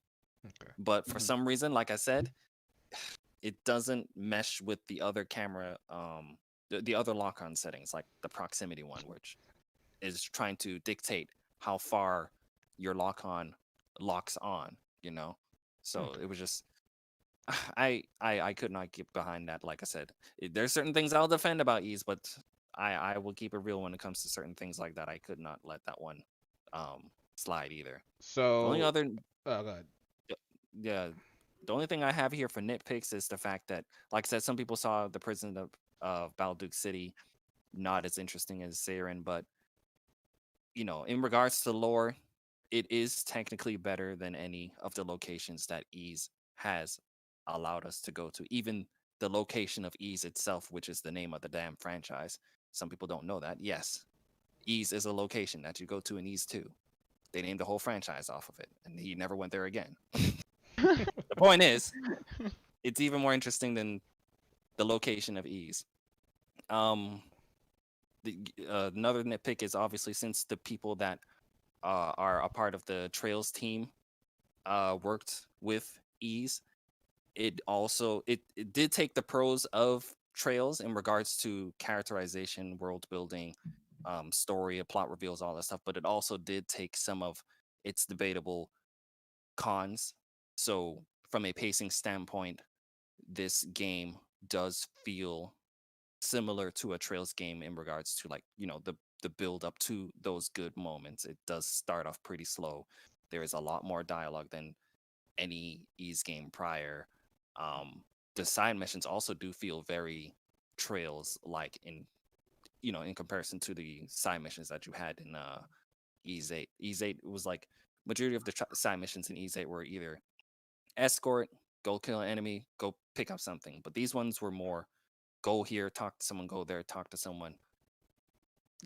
Mission complete. That's that's a Trails type of mission. It's like it came with its pros, but it also came with its cons. It's slow burn, that style of stuff. So it's like it comes with the territory. And then the only other nitpick I had was certain actions. Was this here? I forget that one. only thing else here I have is that comparing Ys 9 to Ys 8, because I was very trying to figure out which one I like more, and I really couldn't come to a conclusion. I would say that in regards to story, that goes to Ys 9. In regards to gameplay, that goes to Ys 9. In regards to main characters, that goes to Ys 9. In regards to music, which is obviously extremely subjective, I would say Ys 9 is either equal or greater than Ys 8. So that depends on, whoever. Side characters, I would say Ys 8 is either equal or greater than Ys 9's. In regards to the enjoyment of exploration, which is probably the most important thing when it comes to an Ys game, is the enjoyment of exploration. And I think that's the main reason why there are people that prefer Ys 8 over Ys 9, is because when it comes to the enjoyment of exploration, Ys 8 is still beats Ys 9 in that regard, which is the most, in my opinion, the most important thing out of all of these things for an Ys game. And Ys 8 takes it there. And then obviously pacing, Ys 8 has that too. So they're very equal to me. So to be honest, I couldn't tell you which one I like more. I really don't. All right, That's so that was a long ass 5 minutes. That's first of all. It's more like 15, 20 minutes. But let me tell you this. I noticed you didn't say nothing about the frame rate. What up? Because I am playing on the PlayStation 5, people, and on the PlayStation 5, everything runs flawlessly. So I do apologize if you played on last gen. How about you get your game up, get on next gen? This is where we really at, But I did hear that there are frame rate issues on the PlayStation 4. Which PS4? Because I'm playing on PS4 Pro, and I don't find like I'm getting much SUs. Mine seems. Well, I fine. heard on the regular, I heard this game from the ground up was created for the PS4 Pro. So Yeah. you probably don't see those issues that people are having on the, the regular PS4, which, like I said, this game was not made for. It was made Not on the people, PS4 Pro. cavemen. All right, just say it, Brook Boys. All right, just say it. All right, Jeez, Brook Boys. Brook Boys. I all did right? hear even on a PS4 Pro, when you're running around Balduke City, there are moments where it just dips just a little bit, but it wasn't anything I heard that ruined anyone's experience. All right. I did hear that. There was something else I wanted to talk about. Oh yeah, I want to talk about the soundtrack for Ys games. I talked to you a little bit about this, Riku, and Blake as well. But I'm gonna tell y'all this. Everybody in the chat, y'all can take me to court for it. You can say I'm slandering Ys, but I'm telling y'all right now, Ys games don't have all that great of a soundtrack. Lord, They have have mercy. one 2, maybe 3 tracks max that are good. Everything else blends in together, being like heavy rock, heavy hype type deals. And we all know the exploration theme for probably East game is on point. It's like amazing. And that is probably where we're basing the rest of the soundtrack on. I can tell you right now. That's all right. I can tell you right now. There are at least 5 tracks in maybe Atelier Ryza that I can name to you right now. I can't name nothing in East 8 except for Sunshine Coastline that was really good. Now, Riku told me that the true ending boss thing, which we gotta talk about true endings, is really on point, and I think I listened to it the other day and I was like, yeah, it's pretty on point. But that's beside the point. I'm saying to y'all right now that there's only 1 or 2, 3 tracks max in the East games that you guys care about. The rest of the soundtrack is not masterful as we think it is. Listen, it's not on Persona level. It's definitely not on War Ends With You level. And I'm going to go as far as to say it's not even on Nier level. Okay? So, I don't know what we talking about here, alright? Here's what I'll say. Those games that you... I can't speak for World Ends With You and Nier. And... I think obviously this is fucking music, so everything is subjective. And your taste and all of that stuff, because we had this conversation when we were talking on Blake's stream. Go check out your boy Blake's stream, Cold Steel 3, whenever the fuck he goes live. But yeah, obviously music is you have your taste and whatnot. Somebody in chat said we're starting to GoFundMe for Shadow's ears. Listen, my ears are on point. My ears are like deluxe. All right. I got the best ears on the planet, sir. All right. Here's what I'll say about like even when it comes to like Persona music, like a lot of the Persona songs, there is a happy-go-lucky girl singing along in the song, and someone who probably isn't necessarily. I actually do have a friend who isn't a fan of like lyrics or stuff in his video games, and he felt that all of the music in Persona, although it was good for what it is, he felt they all meshed together, and he couldn't tell you the difference. He's weird. That's cap. That's more cap than what I've been saying about Sonic games. You and Riku's friend should hit up a store with all that cap. All I'm saying is I understand where you're coming from in regards to feeling like they mesh together, because a lot of their songs are rock, hype, those type of things. But someone like me who like lives off of that shit, I fucking love all of that shit. But I would say in regards to this is probably why I said Ys 9 I felt was equal or greater than Ys 8, because of the fact that there were songs in Ys 9 that were not necessarily rock, hype, go type of things, and they were fucking fired. If anyone in the comment section, if you go look up the song called Marionette in Ys 9, that song is fucking dope. And it consists of it has this nice jazz to it. Something that honestly you would probably hear in a Persona game, to be honest with you. The songs that are instrumentals. I'm gonna say there's a lot of people in the chat think I'm capping, but I want y'all got 10 seconds. Y'all got 10 seconds. Name me 3 tracks from Ys 8 that y'all love. Name me 3. What, do you want the names? I want the names for each one for these guys. Hey, people look up song titles to tracks, and that everybody has played Ys 8. Yeah, but they say, all right, they can even name me from the series that aren't the exploration theme songs. Name me 3 from any game. Now I'm telling the chat. I'm telling the chat to do that. I know you could do that, Riku, but I'm telling the chat to do this because I think I'm capping. Shadow, have you played Ys Origin? No, I haven't. Jesus Christ.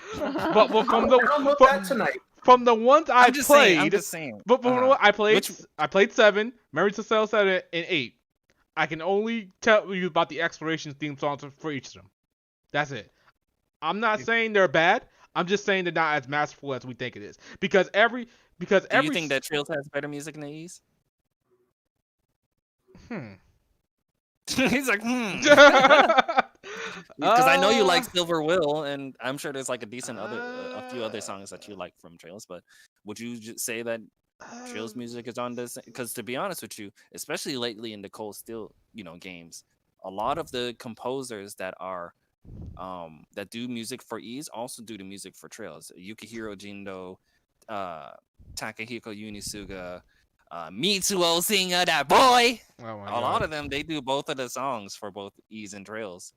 So it's like, if you think that the Trails, I mean, if you think that the Ease music is just okay, and then you think that the Trails music is better, that's, I don't know. Because like I said, they have the same composers. A lot of their songs lately from both Ease 8 and 9. I would and say Cold Steel 3 and 4 Trails sound pretty similar. Trails music is equal to or greater than East music. I can agree to that. Yeah. I can agree to that. Because I've heard majority of what both of them have to offer. All I And- know is I asked chat do me a favor and they couldn't do it. So hey, that just shows how much you actually care about East soundtrack. I mean, I'm not saying they're bad. I'm saying they're good, but they're not as great as we Hey, think it is. Samsara, I see that one. That's Ease Origin right there, baby. You know what the fuck going on. Shout out to that guy, Swagger Candy. That's on Heat. Irina said, I know that song. you expect me to remember soundtracks when I can barely remember what day of the week it is? It's Monday. It's Monday. If you Shadow, need you to. just ask people who've been in the house probably since the start of the pandemic. Bro, they probably still think it's March of last year. Just to let you know, Chad, I obviously highly disagree with Shadow in regards to thinking that. But I will Ease say this. music is just okay. I will say this. I am probably the odd man out on this one. You are definitely the odd I will man. say It's that. Not even. I think even Lady Pelvic, who disliked Ease 8, said that the music is still pretty stellar.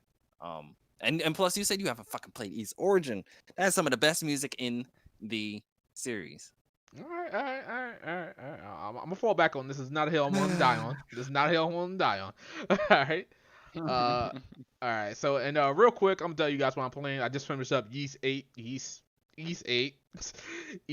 and I thought it was pretty You're a fan now. I'm gonna say this. I couldn't wait to get it over with. I'm gonna say that. Damn. I could not wait to get that game over with. I didn't care for the game at the end of the day, and there's a reason it took me forever to beat the game. Like I said, the combat. Do you think that has something to do with?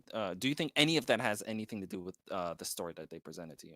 It might be. It low key might be because I remember the Donna sections being really taking me out of it completely, just boring me to death. Honestly, I think and like I was saying before, Ease 8, majority, and obviously Ease 7, majority of the Ease games are supposed to be short and sweet type of games, and their stories aren't supposed to be taken seriously because of how short they are as well. They're like supposed to go in tandem with each other. I don't understand So how you when can they say do- that because like a story that I think I shouldn't be taken seriously is a game like Atelier Ryza or the Atelier games in general. I don't know how you could say you shouldn't be taking these games seriously when it comes to story. Story. Yeah, no, they never have up to Like, up are you saying until that there are March good 8th. stories, or are they just saying like they shouldn't be taken? I'm saying that seriously? no. Like I said, basically what you just said, the stories from a story quality standpoint from Ease have always been either okay to mid. Okay, all right, I can get behind that. The only like I said when I was talking about my pros for Ease 9, this is the only time where I thought that the story in Ease games were at the bare minimum very good to great. You know, this is the only time. And I was surprised by it. And obviously just because of the Trails guys were a part of it, but it came with its cons too. Other than East 8, I finished up Atelier Ryza 2. Thought it was a good game, good soundtrack, fun and flashy battle system. Actually, the battle system kind of low key reminds me of Super Robot Wars, Endless Frontier 1 and 2, and Project Cross Zone, with how Interesting. with how flashy it is and how like nice it is to look at the combos and whatnot. I heard that gameplay wise, the previous Atelier games are better. No. I can't confirm or deny that No. for the most part. No, I can I will say confirm they're good. not better. I don't know if they're will better. Fall asleep. You'll fall asleep before you even get there to understand anything. He might be right Factory. about that because it took forever for Atelier games to open up and get to gameplay. Exactly. You're gonna get there. I mean, the guy that Horizon. told me this, he platinumed all of the Atelier games. So Yeah, I'm inclined to he believe got him. there. I don't think he's wrong on that one. He fell asleep and he was in his sleep. He played the games. Like there's no way he played it while he was awake. I don't know. You can. No I don't know one if you can sleep and get a platinum, but okay. Right, yeah. So yeah, Ryza 2 also had awesome music, good cast of characters, warm characters, I would say. Of course, Ryza herself is just a sweetheart. Overall, it's just a step up from its predecessor in almost every way. I can't really All the complain things. about that there. was I there. take issue with the reuse of enemy designs. A shit ton of reuse when it comes to enemy designs. I mean, they literally just copy and paste. Like they didn't do anything new, and maybe there was one or two, maybe three newer enemy designs, but they were all the same ones, and that's probably the reason why this game came out so quickly. Maybe I think Atelier probably does reuse. No, they don't. No, Ryza had new enemy designs from the previous Atelier games, I believe, and then 2 just pretty much copied and paste. When it comes to post-game content, because I was really disappointed with this, even Ryza 1 had like these 5 bosses that you can go and fight, 5 super bosses that you can go and fight after you beat the game. Atelier Ryza has nothing. They're probably Except gonna be do this DLC season pass stuff. that's true. It could be. Except there's only one boss you can fight in Atelier Ryza, and he's a reskin of a boss that you fought earlier. That makes no sense to me, because in Ryza 1 with those 5 bosses, maybe they look the same, but the one boss had a nice, unique design. So I don't know why they skipped out on enemy design in this game for the most part. Maybe nobody's really paying attention to enemy design like I am. But I was just getting into the whole flow of making new items, adding traits to the items, unlocking the traits so I can add effects to the items. I was just getting into that, making level quality items that are 999. I was getting into that, and I can only use those type of weapons and skills on a one boss. And I'm like, that's it. It's not even a dungeon I can go through, so I can test my newfound abilities as I gradually get more and better items, better equipment. I was like, no, I'm not doing it. I'm good. Maybe when the season pass drops and you get more stuff, maybe we get some more costumes, something like that, I'll come back and try to do it. I gave it an 8, but I'm almost saying I want to bump that down to a 7, almost. It does have some issues when it comes to clipping, when it comes to the graphics. There are some clipping issues with the graphics. Other than that, the game is pretty. It's good. It's a good game at the end of the day. But yeah, right now, okay, fingers crossed. I'm going to finish Final Fantasy 9. Oh, Fingers crossed. All How do you right. find a super boss in that? As one of the most notorious ones in the series. Jesus Christ! Top 3 hardest super bosses in JRPG history. I have to go see what I'm up against on that one. I might have to take that on. But right now, I don't know how far I am right now. I don't know if anybody knows Final Fantasy 9 or remembers it. I'm at Kuja's Desert Palace right now. I don't know how far I am. Let me know if I'm. You're probably like. It sounds like you're like 60, 70. Say like 70%. Yeah. But I'm only like 20 hours Yeah. into the game. Is it a short game? Yeah. Wait, you said Sand Palace? Yeah, the Desert Palace. Did we get a super I chat? don't recall that. We got a super chat from Duo Beard. Wanted to give shout out to Gab and Lady Pelvic. Well, Gab couldn't make it, and Pelvic's being Pelvic. She's probably playing Among Us right now, so you know. So you know, she thinks Among Us is probably more important than the podcast, which I'm gonna let her have that.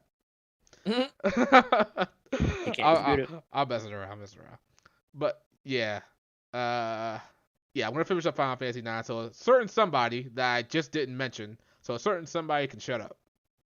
Okay.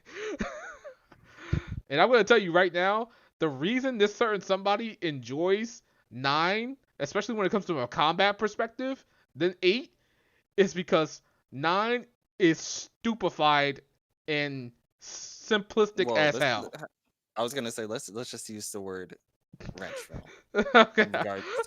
in regard because obviously that's what I almost said Ease 9. Final Fantasy 9 tried to capture was the SNES era of Final Fantasy, you know, with the black mages and all. They were trying to bring it back. So from a gameplay standpoint, I felt they were trying to, at least for its time, Listen, bring the modern, create a modern version of that era during that time. You could definitely feel that in there. all I'm saying is Final Fantasy VIII has a more in-depth battle system than Final Fantasy 9. I don't think anyone can argue that. Nobody I guess can people argue just that. find it. It's better. It's People just also don't better. like the draw system. It's better too. I like the way limit breaks work in Final Fantasy VIII. I would say it's like More. I don't think I played all the Final Fantasies. I don't think I played. I played 1, 2, or 3.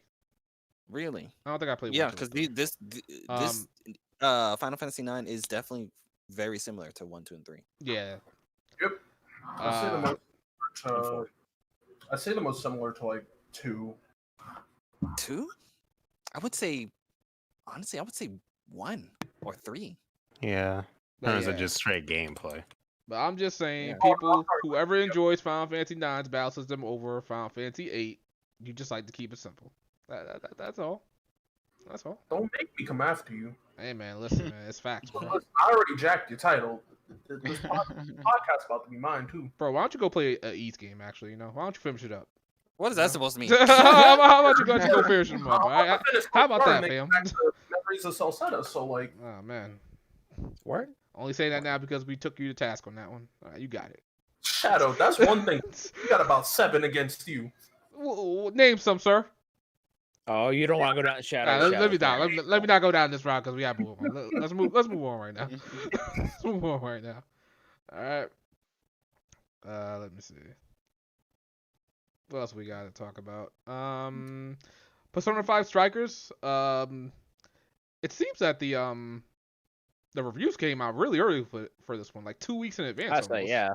I felt like I wonder if they had the game like a month beforehand, or if the game. Well, the game's probably not going to be as long as a Persona game. It's probably going to be. I think the game's only roughly 50 hours. So I mean, Surprised even that. Yeah. So I'm hearing a lot of good things about it. That it's not a filthy Muso game. That's more of a Persona game. So that's really good. if it's a hack and slash with tons of I enemies, think when on people screen, say guess that, what? they mean It's a that Muso there's game. stuff outside of combat. Because when you get in combat, it's a Muso game. I don't know. I'll say, I yeah. played that demo. It didn't feel like I was playing a Muso game. Because it's something Just because you like. have extra stuff doesn't mean the gameplay formula isn't the same. It's still a Muso game. Alright. You're still doing combos like you're in a Muso game. Most Okay, games only okay. feel like they're good if you're playing with characters that you actually care about. Other than that, That's what a lot of people come down to. yeah. Okay. That's why a lot of people buy Hyrule Warriors. They were That's why a lot of people bought Age of Calamity. Oh man, Oh, this man could hear the anger in his voice. I think Persona 5 Strikers is sitting at an 86 on Metacritic right now. 86. I thought it was 85. Did it increase? Oh, it may have been an 85. My bad. I don't have it up in front of me right now. I'm looking at it right now. Yeah, 85 for PS4. By 46 reviews. That's really good. Yeah, that's pretty good. Like I said, that is the highest rated Muso game we've had thus far. The only thing close to it is Dynasty Warriors 8 Extreme Legends on the Nintendo Switch with an 83. So Power of Persona. No matter how much people want to hate on it. So it took how long to us to get an actual good Muso game, huh? Shut the fuck up. I'm It's hurt. good I said, Muso like I games all said. the time. Actually, Like I said, 8 Extreme Legends. I've been saying 8 Extreme Legends is a good Dynasty Warriors game. I can Anyways. name you at least 10 amazing Muso games off the top of my head. Sorry. Don't be that guy, Shadow. Name me two, and I'll cross-reference it with Metacritic and see what Metacritic has to say. Oh my One God. Piece Pirate Warriors 3. Now, when you say good by Metacritic, are you talking about in the green? Yeah, for the most part. One Piece Why Pirate did you say Warriors, Pirate what, 3? Warriors You said? 3? Why did you say 3 over 4? Is 4 worse? I think four's got weird character choices. I think from what I heard. I mean, they're both good. I just picked one. 3 is Sit- technically- In terms of 74. combat, 4 is better. Sitting at a 74 on Metacritic, which is yellow. Mm-hmm. I mean, Hyrule Warriors Definitive Edition or Hyrule Warriors in general, outside of Age of Calamity, which is a fucking 79. That's way Dynasty too Warriors high. Gundam 2, Warriors Orochi 3, Ultimate. Warriors Orochi 4. All these games sitting at the 76 range. That's what I'm saying. That's what I'm saying. I'm not saying anything else. 76 is green. 76 is green. Yeah, Alright. anything at a 75 or higher is green. On Shadow is Metacritic. not gonna be content with Muso games until I give him a blowjob and fucking cook him a meal. They gotta give me a rim job too. What? Oh my. Jesus Christ. I was gonna say Clem's Saga collection, but that right there, oh no. I'm just saying. Somebody go back and clip that. Oh no. Man. Alright. Yeah, that's for Persona 5 Strikers. I'm sure it's gonna be a really good game. I got it early too, but I had to play some other games. Like some people say on this podcast, I actually gotta complete some games, which I'm out here doing. Alright. Am I the only one that got the deluxe edition pre-ordered? Yeah. I did that today actually. I think I'm gonna do that. I'm gonna do that soon. I'm gonna do that soon so I can play it on Friday. Which is crazy. Do you guys think that's crazy or that's good? That you pre-order it and you get it early? Was that something you guys would y'all want to do for other would games? not have gone for it had it not been early access. That is the only reason I got it. Well, that and like the Legacy BGM is gonna be cool, so I can listen to Lone Prayer while I'm mashing up enemies. But Man, okay, man. hold up. Wait, Is wait. the Legacy BGM only available via that way? unless far you as I buy know. it afterwards, but I think it's more expensive if you buy it afterwards. Isn't it just gonna be on Is- Spotify at some point? We want to play it in game. And plus, that means you would have to have a Spotify, subscription. Just for That people and also Persona 1 soundtrack isn't on Spotify. I don't know if they're gonna be bringing it over. It took them this long to get Persona there in general. I feel like everything's on Spotify now at this point. It just feels that You'd way be to me. Like, surprised. I'd say there's Whenever a I'm looking lot for of stuff- music. There's a lot of whenever music I on want my a personal music soundtrack- library. whenever I want a soundtrack, I type it in and it just pops up. So my assumption is that everything's already there. That's a poor assumption. Maybe I'm just looking for all the good stuff. That's it. I listen to really obscure stuff, so I don't Same. use Spotify. A lot of my music is converted from YouTube videos. So I mean, but y'all didn't hear that from me. Alright. YouTube is superior to Spotify. Why does everyone keep saying that? They're wrong. It's not. true though. YouTube Their is free. selection. Literally everything is on YouTube. Their No, selection. for music, I prefer you can't. Well, with YouTube, you can't play music and then go jogging with YouTube. Your phone's gonna be on the screen. Because you It's gonna- download it. Also, Exactly. also, if you pay for YouTube like I do, you could do that. Ew! What? Wait, what? Why? Ew! Listen, Why? listen. That sounds like broke bro talk right now, which y'all saying EO and shit. All right, it's only $10. No, I Alright, grew up with no. YouTube. YouTube will stay free. I don't have to worry about ads, and I can listen to all the YouTube music I want, and I can still support ad people. block? Well, I can still support people without putting on ad block. So I don't know what y'all talking about. All right. How many subscriptions do you have? I'm assuming YouTube is your like what? You only have like 2 subscriptions other than YouTube or something? Nah, I mean, I 'cause got a shit ton of subscriptions. I got YouTube. If we're talking about the streaming services, Netflix, Hulu, Disney, Prime. Yeah, I got Prime as well. I might even I got Funimation. Hell, I might get Crunchyroll soon. I don't even know. I like the convenience. I like convenience. I don't like going out my way to go to like a website to stream it and it's looking like crap. I don't want to do that. I admit, I agree. Even Remember, though- Shouts the guy that can't watch porn unless it's 1080p. Listen, man, That's 1080p what I'm 60, dealing 1080p 60, my guy. All right. He said without all that. He said without those little digital pixels all over my Man said if the nut ain't at 60, you don't want it. Listen, man, if I don't see that girl get covered with 60 frames per second nut, I ain't watching it, man. All right? Hello? No. No. Oh, no. Somebody get their mans. Alright, but NDO mentions Mara in the chat. Oh no. oh man. Yo, Mary about to beat some dick, beat some ass. Oh no. Next topic, please. Pretty sure Mara's a Persona N strikers for Joker if memory serves. Could be wrong. That's about to be Can't have everybody's Persona main. 5 without Mara. Alright, man. We also need to get hentai in 4K. That's all I'm saying. Anyway, Huh? let's go on to our next topic. No. The laws of Hentai animation. with ray tracing? Ray tracing. The laws of animation say no. Most hentai is trash anyway. I'll keep it real with you. Yeah, they're mostly funny. Yeah, I'll give you that. Alright, so Moving on. Next thing I Did he want to talk say about, last thing I want to talk about actually, I think that's our last topic. I gotta talk about true endings real quick. I'm getting tired of true endings. They are stupid. The reason they're stupid is because if there's a sequel to the game, they're gonna go by whatever ending they want to go by, making my whole effort to get the true ending completely worthless. Unless Except that if I true want a ending trophy. is the ending they yeah, unless that true ending is the ending that they decided to go with. Which It honestly, never is. lately, really, I think lately it has been the true ending that they've been going by. Yeah. Really? Yeah, but yeah, back in the day, it used to be the regular ending. The true ending was always like something An weird. extra But thing. yeah, but lately it's been the true ending that they use as the canon ending. There's one specific true ending I want to talk about that will probably piss you off, Shadow.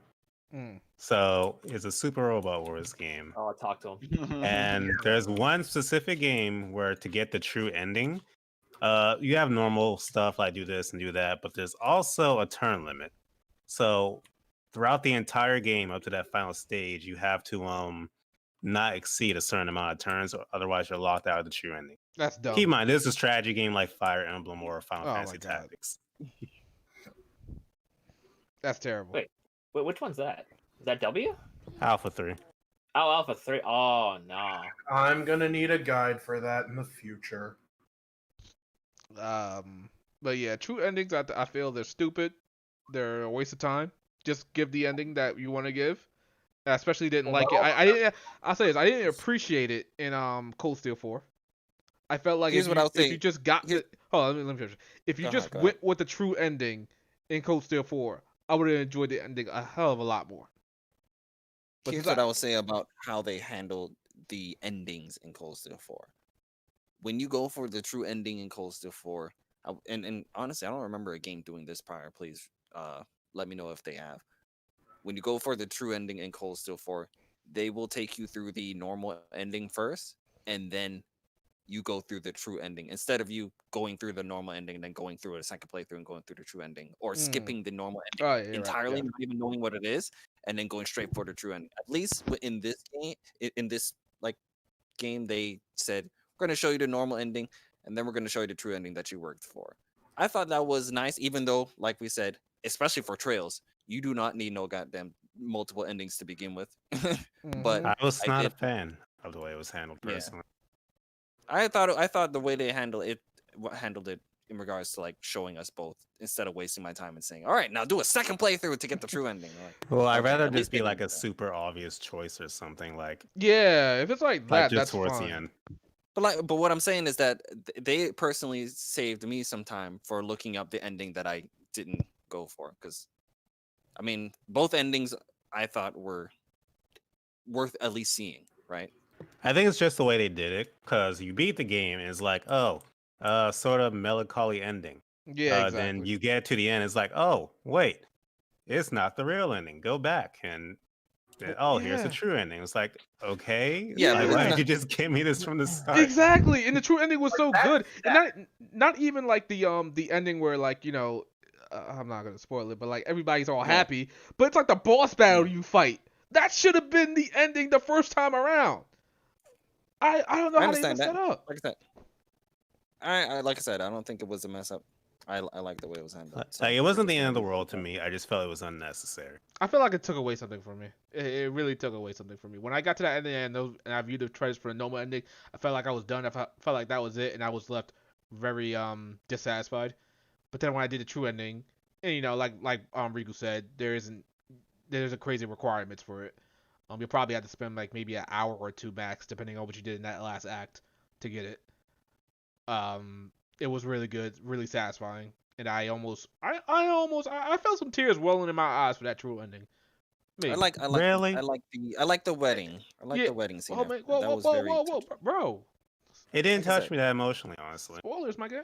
Like I said, I'm just talking. I never say who got married or nothing. You No, know it's somebody just got married. Well, you Who- know who's somebody getting get married. Don't worry about it.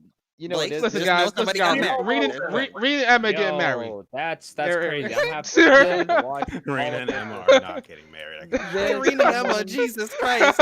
Yo, let me know right now. I'll go burn my copy of Cold Steel 4. There's Oh, man. someone right Irene and now, Emma gets married. Just know that There's there's a someone- wedding, and I thought it was very touching. and there's Oh, someone in the chat who was thinking, you know what, I didn't want to know this. You've spoiled the game for me. I will never play a Cold Steel game ever. You can't do Hurley this. wants to know, did you get the true ending to Yakuza 7, Shadow? That's a fucking true ending. I didn't know it was a true ending. What the hell is a true ending in that game? What? Well, Oh my god. To answer your question. You gotta be kidding me. There's a true ending for that. I'm not gonna say trash because it's not trash. Okay.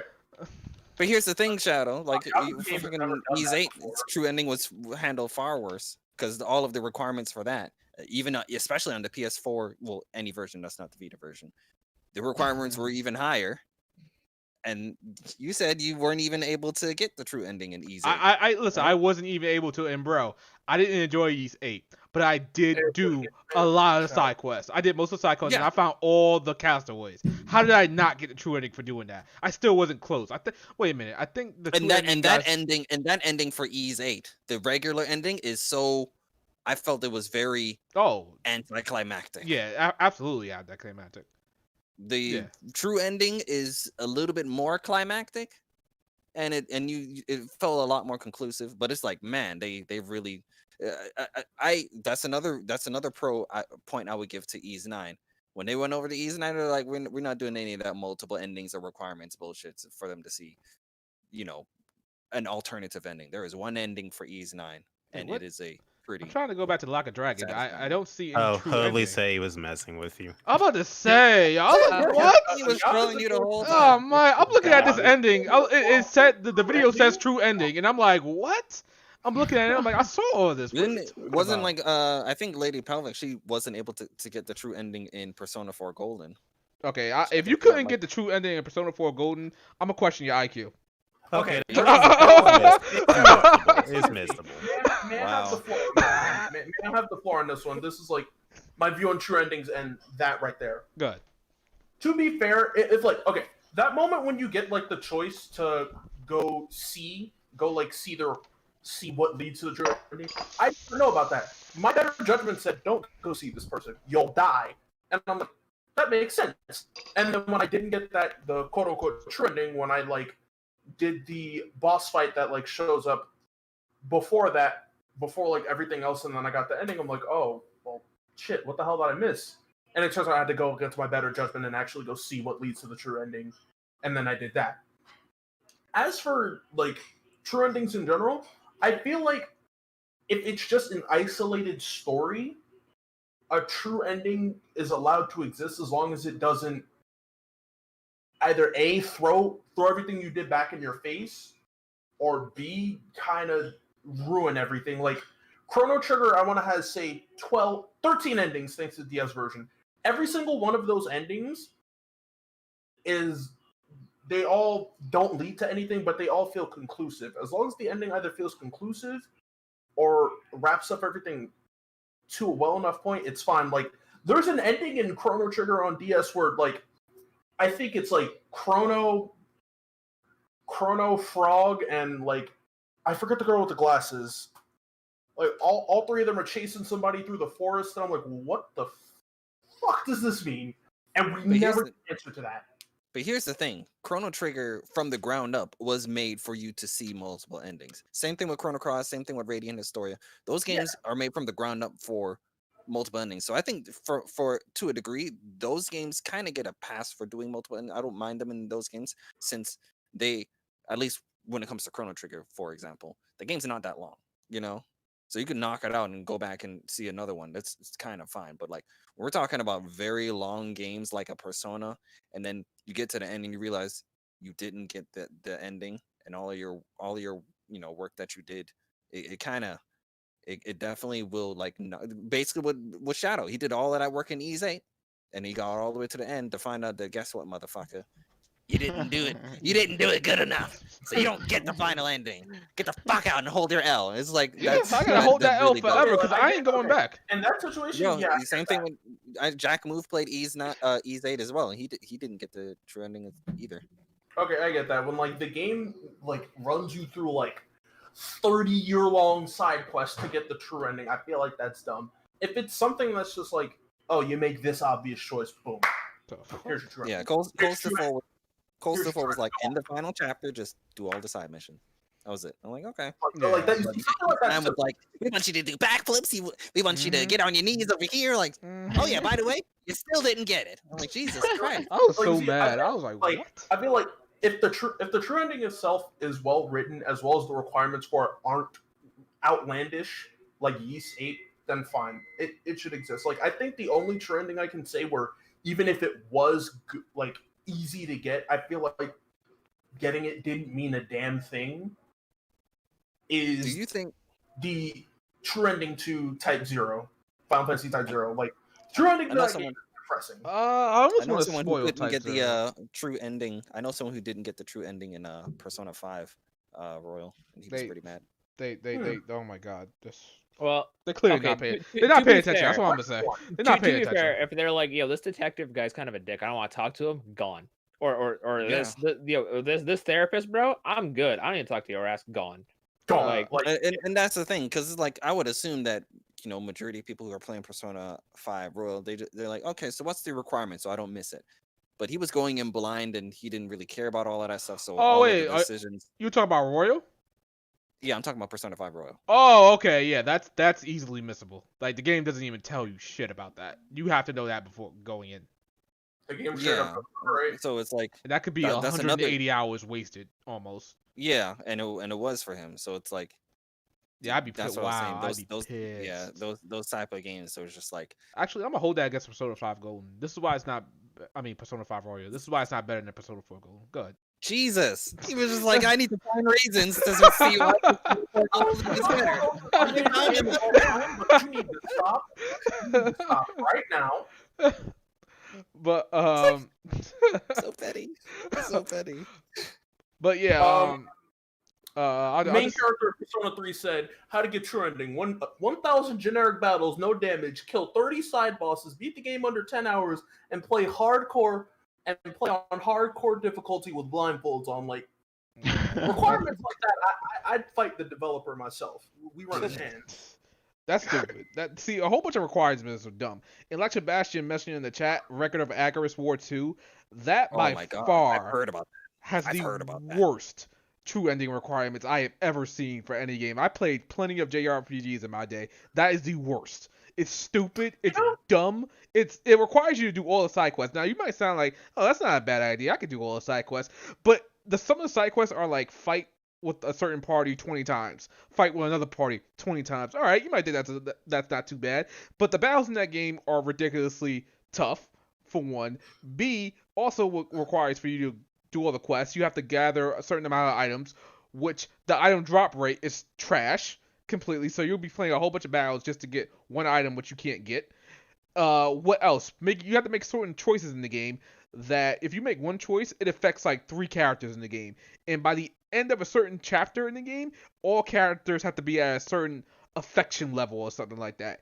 And it felt like each of those choices was random as hell. Trip bought me Record of Agarus War 1 and 2.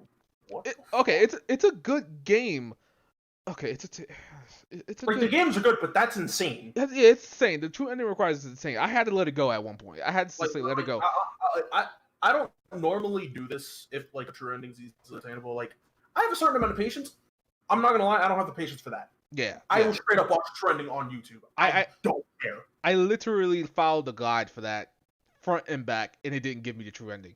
I don't know. Maybe that was an early guide, and the person who was making it was just like, maybe he was making mistakes as he went. I don't know. But I swear I followed that guide to the letter, and I did not get the true ending. That pissed me off so badly, because I know I spent like 100 and something hours in that game, and it was all for nothing.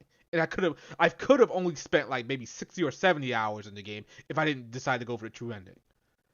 So that pissed me off. But yeah, that's like the worst true ending requirement for a game. If it's just, make this choice towards the end, maybe do all the side quests, that's fine. But if it's some type of back alley abortion way to go get an ending, I can't go know that. You know what's crazy about that? You saying that about Persona 5 and Persona 4, and you using that as a reason to put Persona 4 Golden over Persona 5. A small part of me wants to use that as the reason why I want to put Ys 9 over Ys 8. Because I'm sorry, I deal with so many people that are like, Ys 8 is so much better in every way, shape, or form. And I'm like, all right, buddy, square the fuck up, let's go. You know, and I have to argue with them. Did you do 8 backflips? No trending. Get out. Go So home. I'm sorry, I'm gonna have to use that as a point against anyone that like, wants to oil up Ys 9 and slide it under the bus for Ys 8. Ys 9 ain't got no crazy ass requirements for a true ending. I thought you were gonna say something else. Slide it underneath the bus. I thought you were gonna say.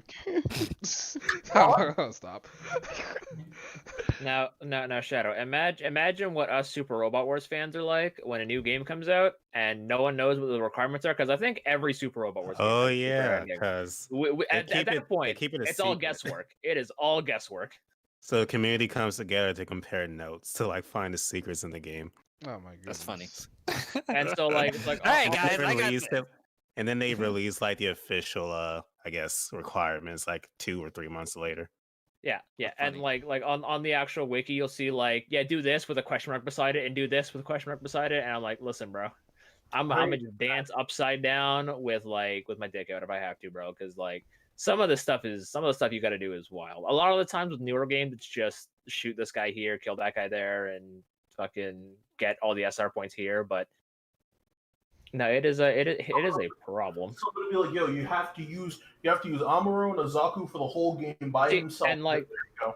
And when it comes to mainline games, like say like Persona, like of course people have those true endings like by the time the game comes out because people like those games are like in the mainstream. Super Robot Wars is niche. All right, like people, I've never heard of SRW games getting like review copies, but I guess that we don't. Does anybody review SRW games? You do. They do. Does Metacritic review SRW games? I don't know. Shadow? I don't look at Metacritic. Shadow does 9 things against you, bro. Just stop. You're going to go to court. I was getting ready to type in Maxi Boost on Metacritic and see what was going on with that one. I mean, that should have when it was localized. I think that one is actually in the positives. It's in the green. I don't see how it couldn't be. It's a great game. Yeah. Let me see here. Yo, Shadow gonna go to court. Someone's gonna like try and bring up some charges on him, and he's gonna say, "But what's the Metacritic score?" I can hear him doing that. I definitely would do it. Definitely. That's like how whenever KS is losing an argument, he says, "Okay, but how many monthly listeners do you have on Spotify?" That is what that is to Shadow. All right, it's sitting at 78 with 18 Metacritic reviews. All right, you got that one. You got that one. And G Shadow's already asking for the next. That's the thing, because Gundam games actually don't rate that well. And bomb players aren't reviewing the game; they're playing the game. Even though the user score is at 7.4, I'm gonna leave that. After the stream. Crazy. All right. So, any last things you guys want to get off your chest before we get up out of here? Other than I'm always right. Ys 9 is a great game. Play it. It is my current game of the year. The only things I can see that can change that is if God of War Ragnarok comes this year, but that's probably going to get delayed. Ratchet and Clank Rift Apart could probably change that. And what was the other game? Because he's a furry. Now wait a minute. You say if you don't, I will. Go ahead. What aren't you 1, 2? Wait a minute. Hold on. You saying Ys Ratchet and Clank 9? Oh, okay. Huh? No, I say you saying Ys 9 is game of the year so far. It is my current game of the year. Now, you sure that's not you sucking off Falcom? No, like I said, did you hear how long I talked about the fucking game? I mean, you talk long in general, bro. Like, come on now. I mean, that is true. That is true. When I mentioned SRW being great, are you sure just because you're not a big fan? It's a good game, Shadow. All I'm saying is Metacritic will tell you a different story. Oh my god. All right, Ys 9 has like an 80 on Metacritic. Point is, Ys 9 is my current game of the year. I think the only thing that can touch it is Ratchet and Clank Rift Apart. If Shin Megami Tensei 5 comes out, you gonna play that? I want to, but you know how I am. Like, you gotta play the rest of the games. Something wrong with me. I'm sorry. You want me to send you a link to the translations for 1 and 2, Riku? That way you can play them smoother. Yeah.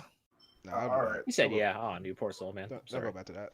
Forgot Riku likes to play them in order, and there's no questions asked. He's a madman. Wait. Actually, that's the reason I haven't played Dragon Quest 11 because I want to play Dragon Quest 1 through 9. Oh, I heard oh 10 is my like an God. MMO, so It let's skip is. that one. Riku, how many Zelda games do you play before Ocarina of Time?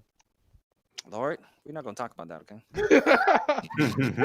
So we out here making exceptions. All right, What is was that your what you're saying? opinion of Zelda 2, Oracle of Seasons, Oracle of Ages, Link to the Past? But I give it to Riku does do it. He kind of does stick to it for the most part. For the most part. All right. Last words. Anybody got anything else they want to say? Sonic is a good franchise, and No, Shadow's it's a not. hater. No, Fantasy it's Star not. Wars. We'll play I will Fantasy say, Star I will Wars say, 2. I will say this about the Sonic franchise overall. It's hit or miss. No, it's Hit or Mania, miss. Colors, I guess and they never Generations. That's missed, it. huh?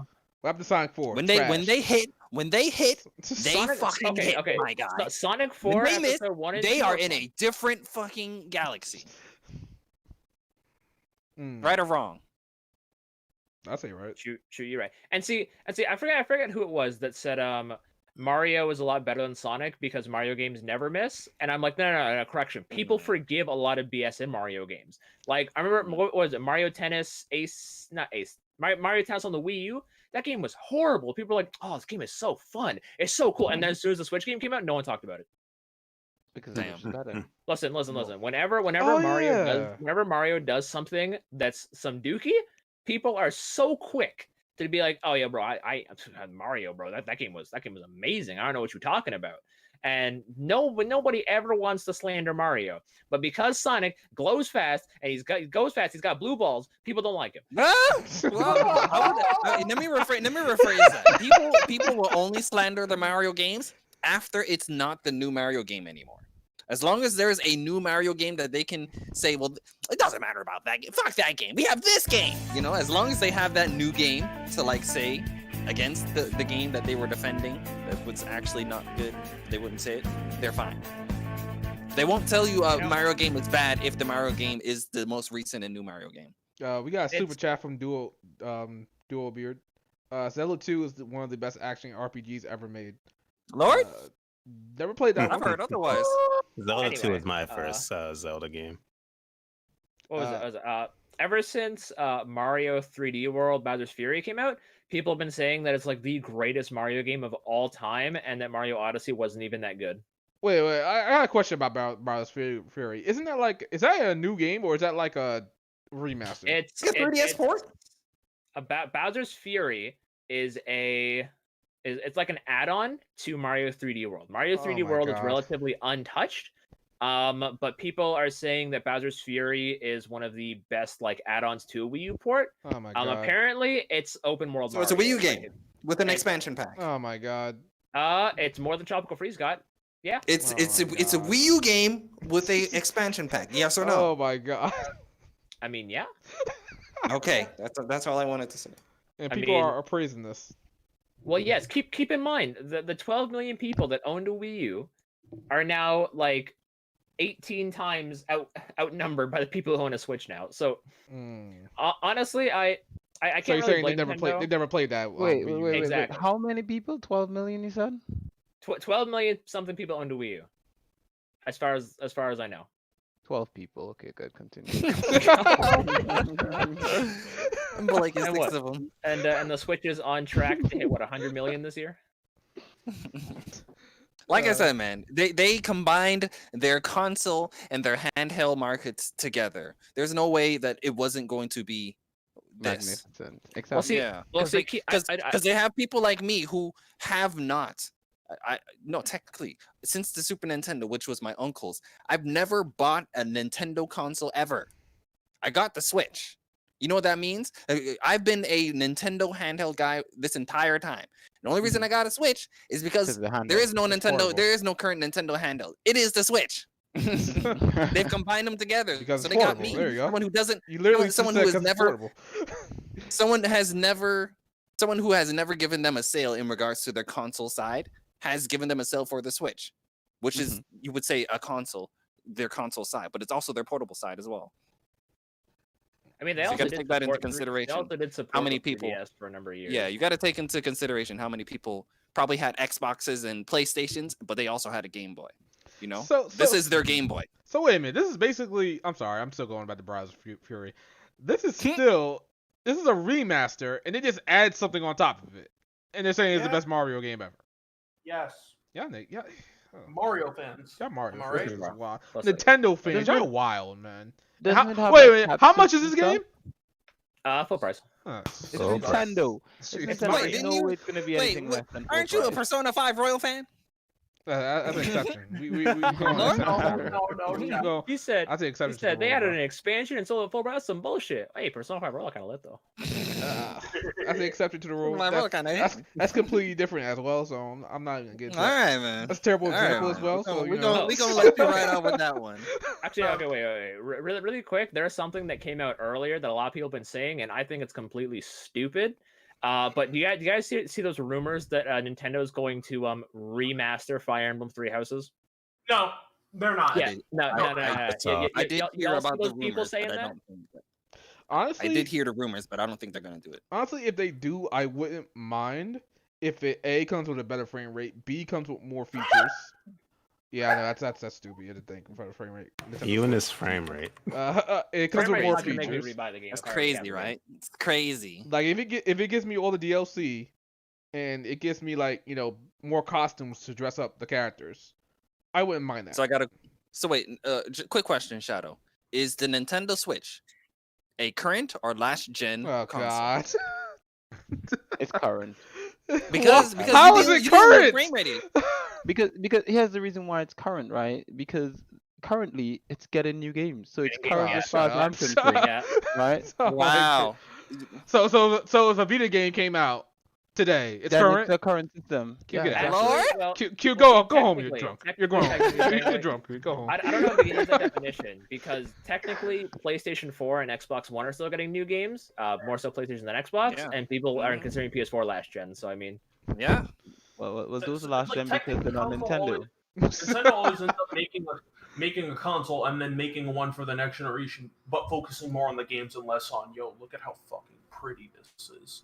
You see, you have to consider, right? Nintendo lives in a bubble. There's a Nintendo world, and then there's the world that other consoles exist. I hate it when people say that shit, by the way. But it's the truth. Think about it like this, right? They really do their own thing. Do we actually think of Nintendo in the same way we think of Sony and Microsoft? We I do. don't. Not And really. I do. And Nintendo can do things and get away with stuff that no one else can because they're That's some Nintendo. bullshit. I you mean, know? so can Sony. I mean, No. so Name it's some. not- To a it's not the degree. same. To a degree. Okay. Yeah, to a In degree. some Sony ways, can get away but- with certain things.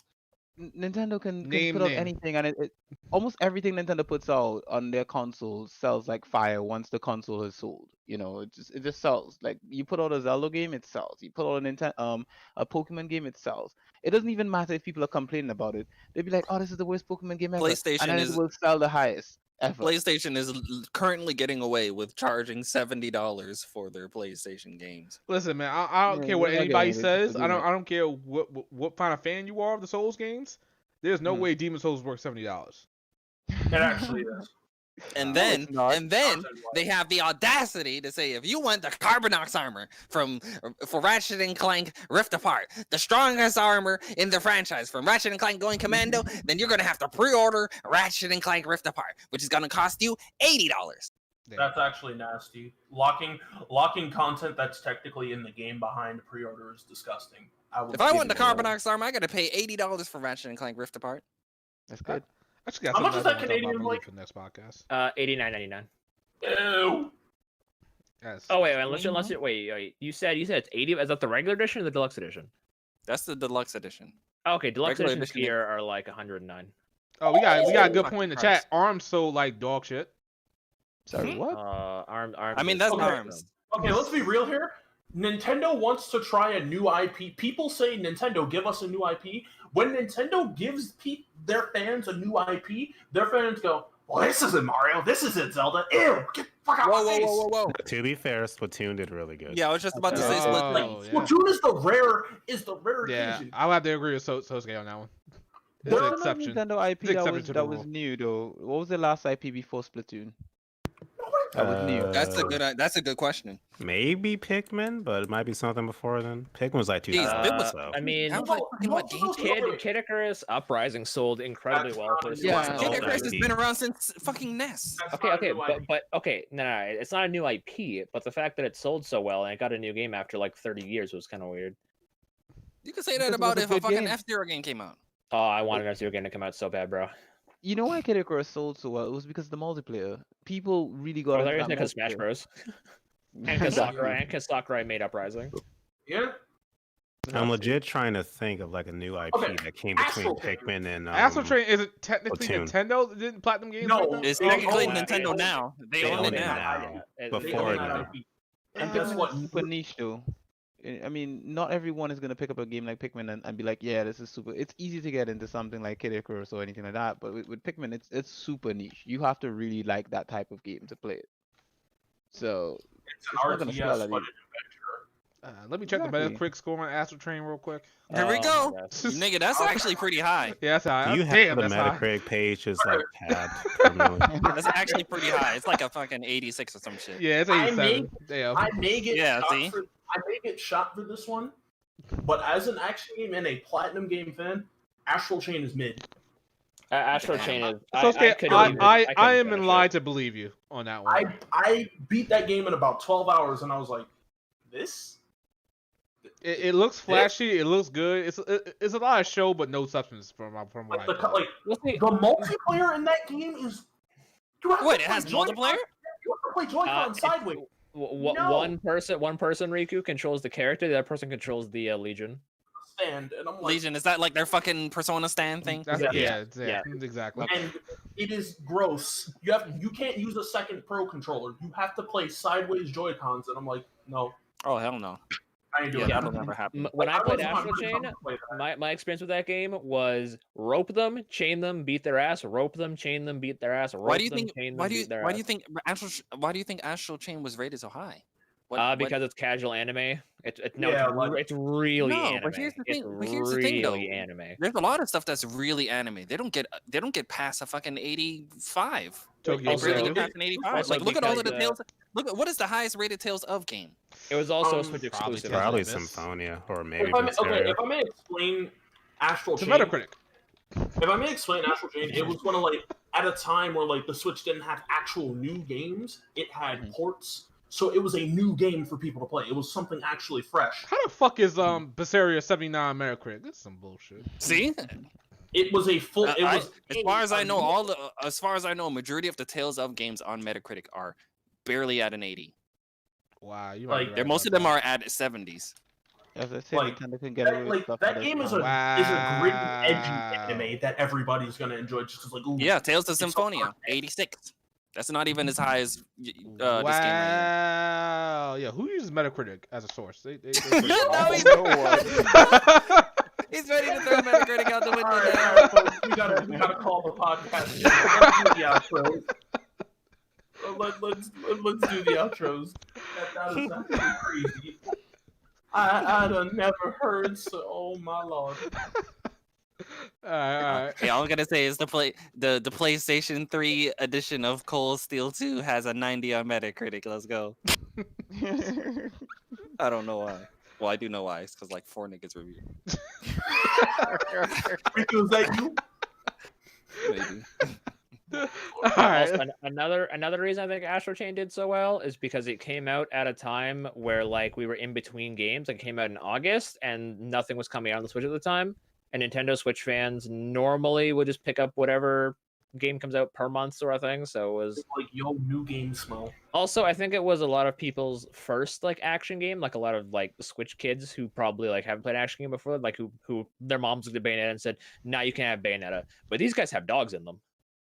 Look at the woofer. So no, I think Astral Chain as well, which is also marketed to be a lot more casual. Interesting.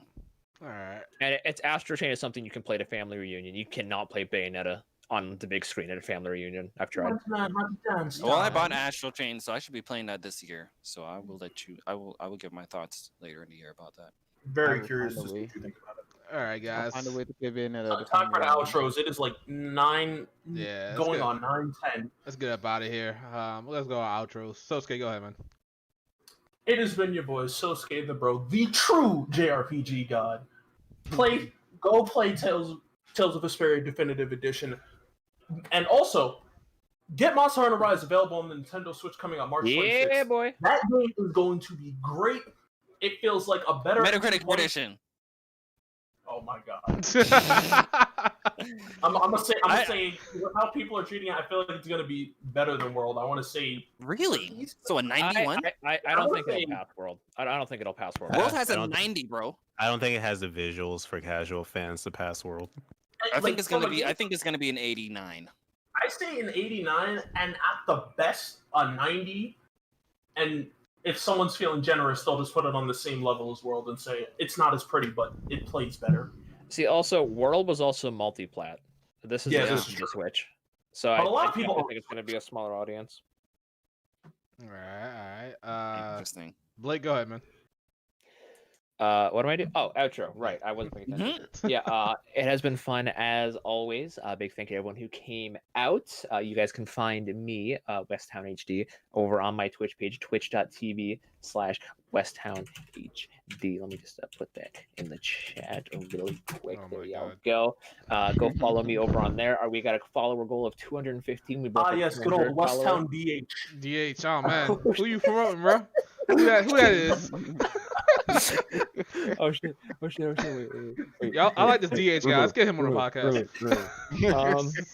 Anyway, so yeah, your boy's gonna be streaming tomorrow, whether it's Trails of Cold Steel or it might be some more My Terraria, but either way, we're trying to get up to followers count of 215. We're aiming to have 300 followers by the end of the year, so we're hoping to get that done up. We'll be getting some emotes customized for the channel here, so you guys can feel free to subscribe and whatnot. But yeah, I think I've rambled on enough. In conclusion, Battle for Bikini Bottom is game of the decade, and I'll see you guys in the next episode. Jesus Lord. All right, we're gonna let you live on that one. SMT5 didn't come out yet. Bao? Thanks for having me on as always. Sorry, I'm in the middle of a hard boss battle, so my attention's a bit divided. Persona 5 Strikers, like we said earlier, is releasing early on the 19th, and I have a video set to release that day. I'm going to be counting down, well, not counting down, but listing 10 games I want to see turn in, well, 10 series from anime and games I want to see get Muso crossovers. So that should be fun. Look out for that. I'll also be streaming Strikers Day 1, so look out for that as well. Have a good day, guys. Riku? Riku-san won, the only one. Have a good night, people.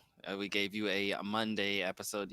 Tell us, people, how you like it. If you don't like it, and all that stuff, because some people can't do Sundays, some people can do Mondays. Let us know about that in the comments section. And have a good night. And just find Shadow if you have a problem with it. I know, right? Q? It's a pleasure. It's always a pleasure being here chatting about, good stuff, Always good to find out which waifus are better than which. Obviously, all the waifus I pick are the best waifus. Oh man, It's true. We all know it's true. Well, So, wait, hold time out. Who you picking in Persona 5? Persona 5. You don't like my wife in Persona 5. I'm not even. If gonna you say gotta it. think about it, you just wrong. I know my wife in Persona 5, but I'm not gonna say because I know Say it doesn't, I know who yours Say is. I'm Say not gonna- Say it. Say it. Say it, No. you Say it. He's You a gotta- horror fan. Say it. If you say Haru, you're not coming on another episode. Or is mine for the record. Lord? No. If you're not Makoto, then I'm Listen, sorry. Guys, And all. It will guys, always as be long Makoto.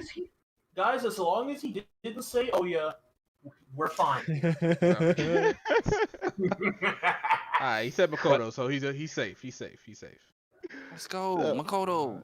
Even though we know Makoto, On is the that's best me. one, but okay. You know what? Next time, the question should be who's my Trails waifu.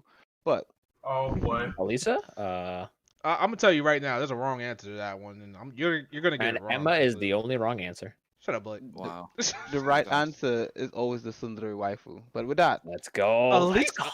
the appreciation Oh is my there, God. and so I'll see you guys. That's it. I'm here for the waifus. That's basically.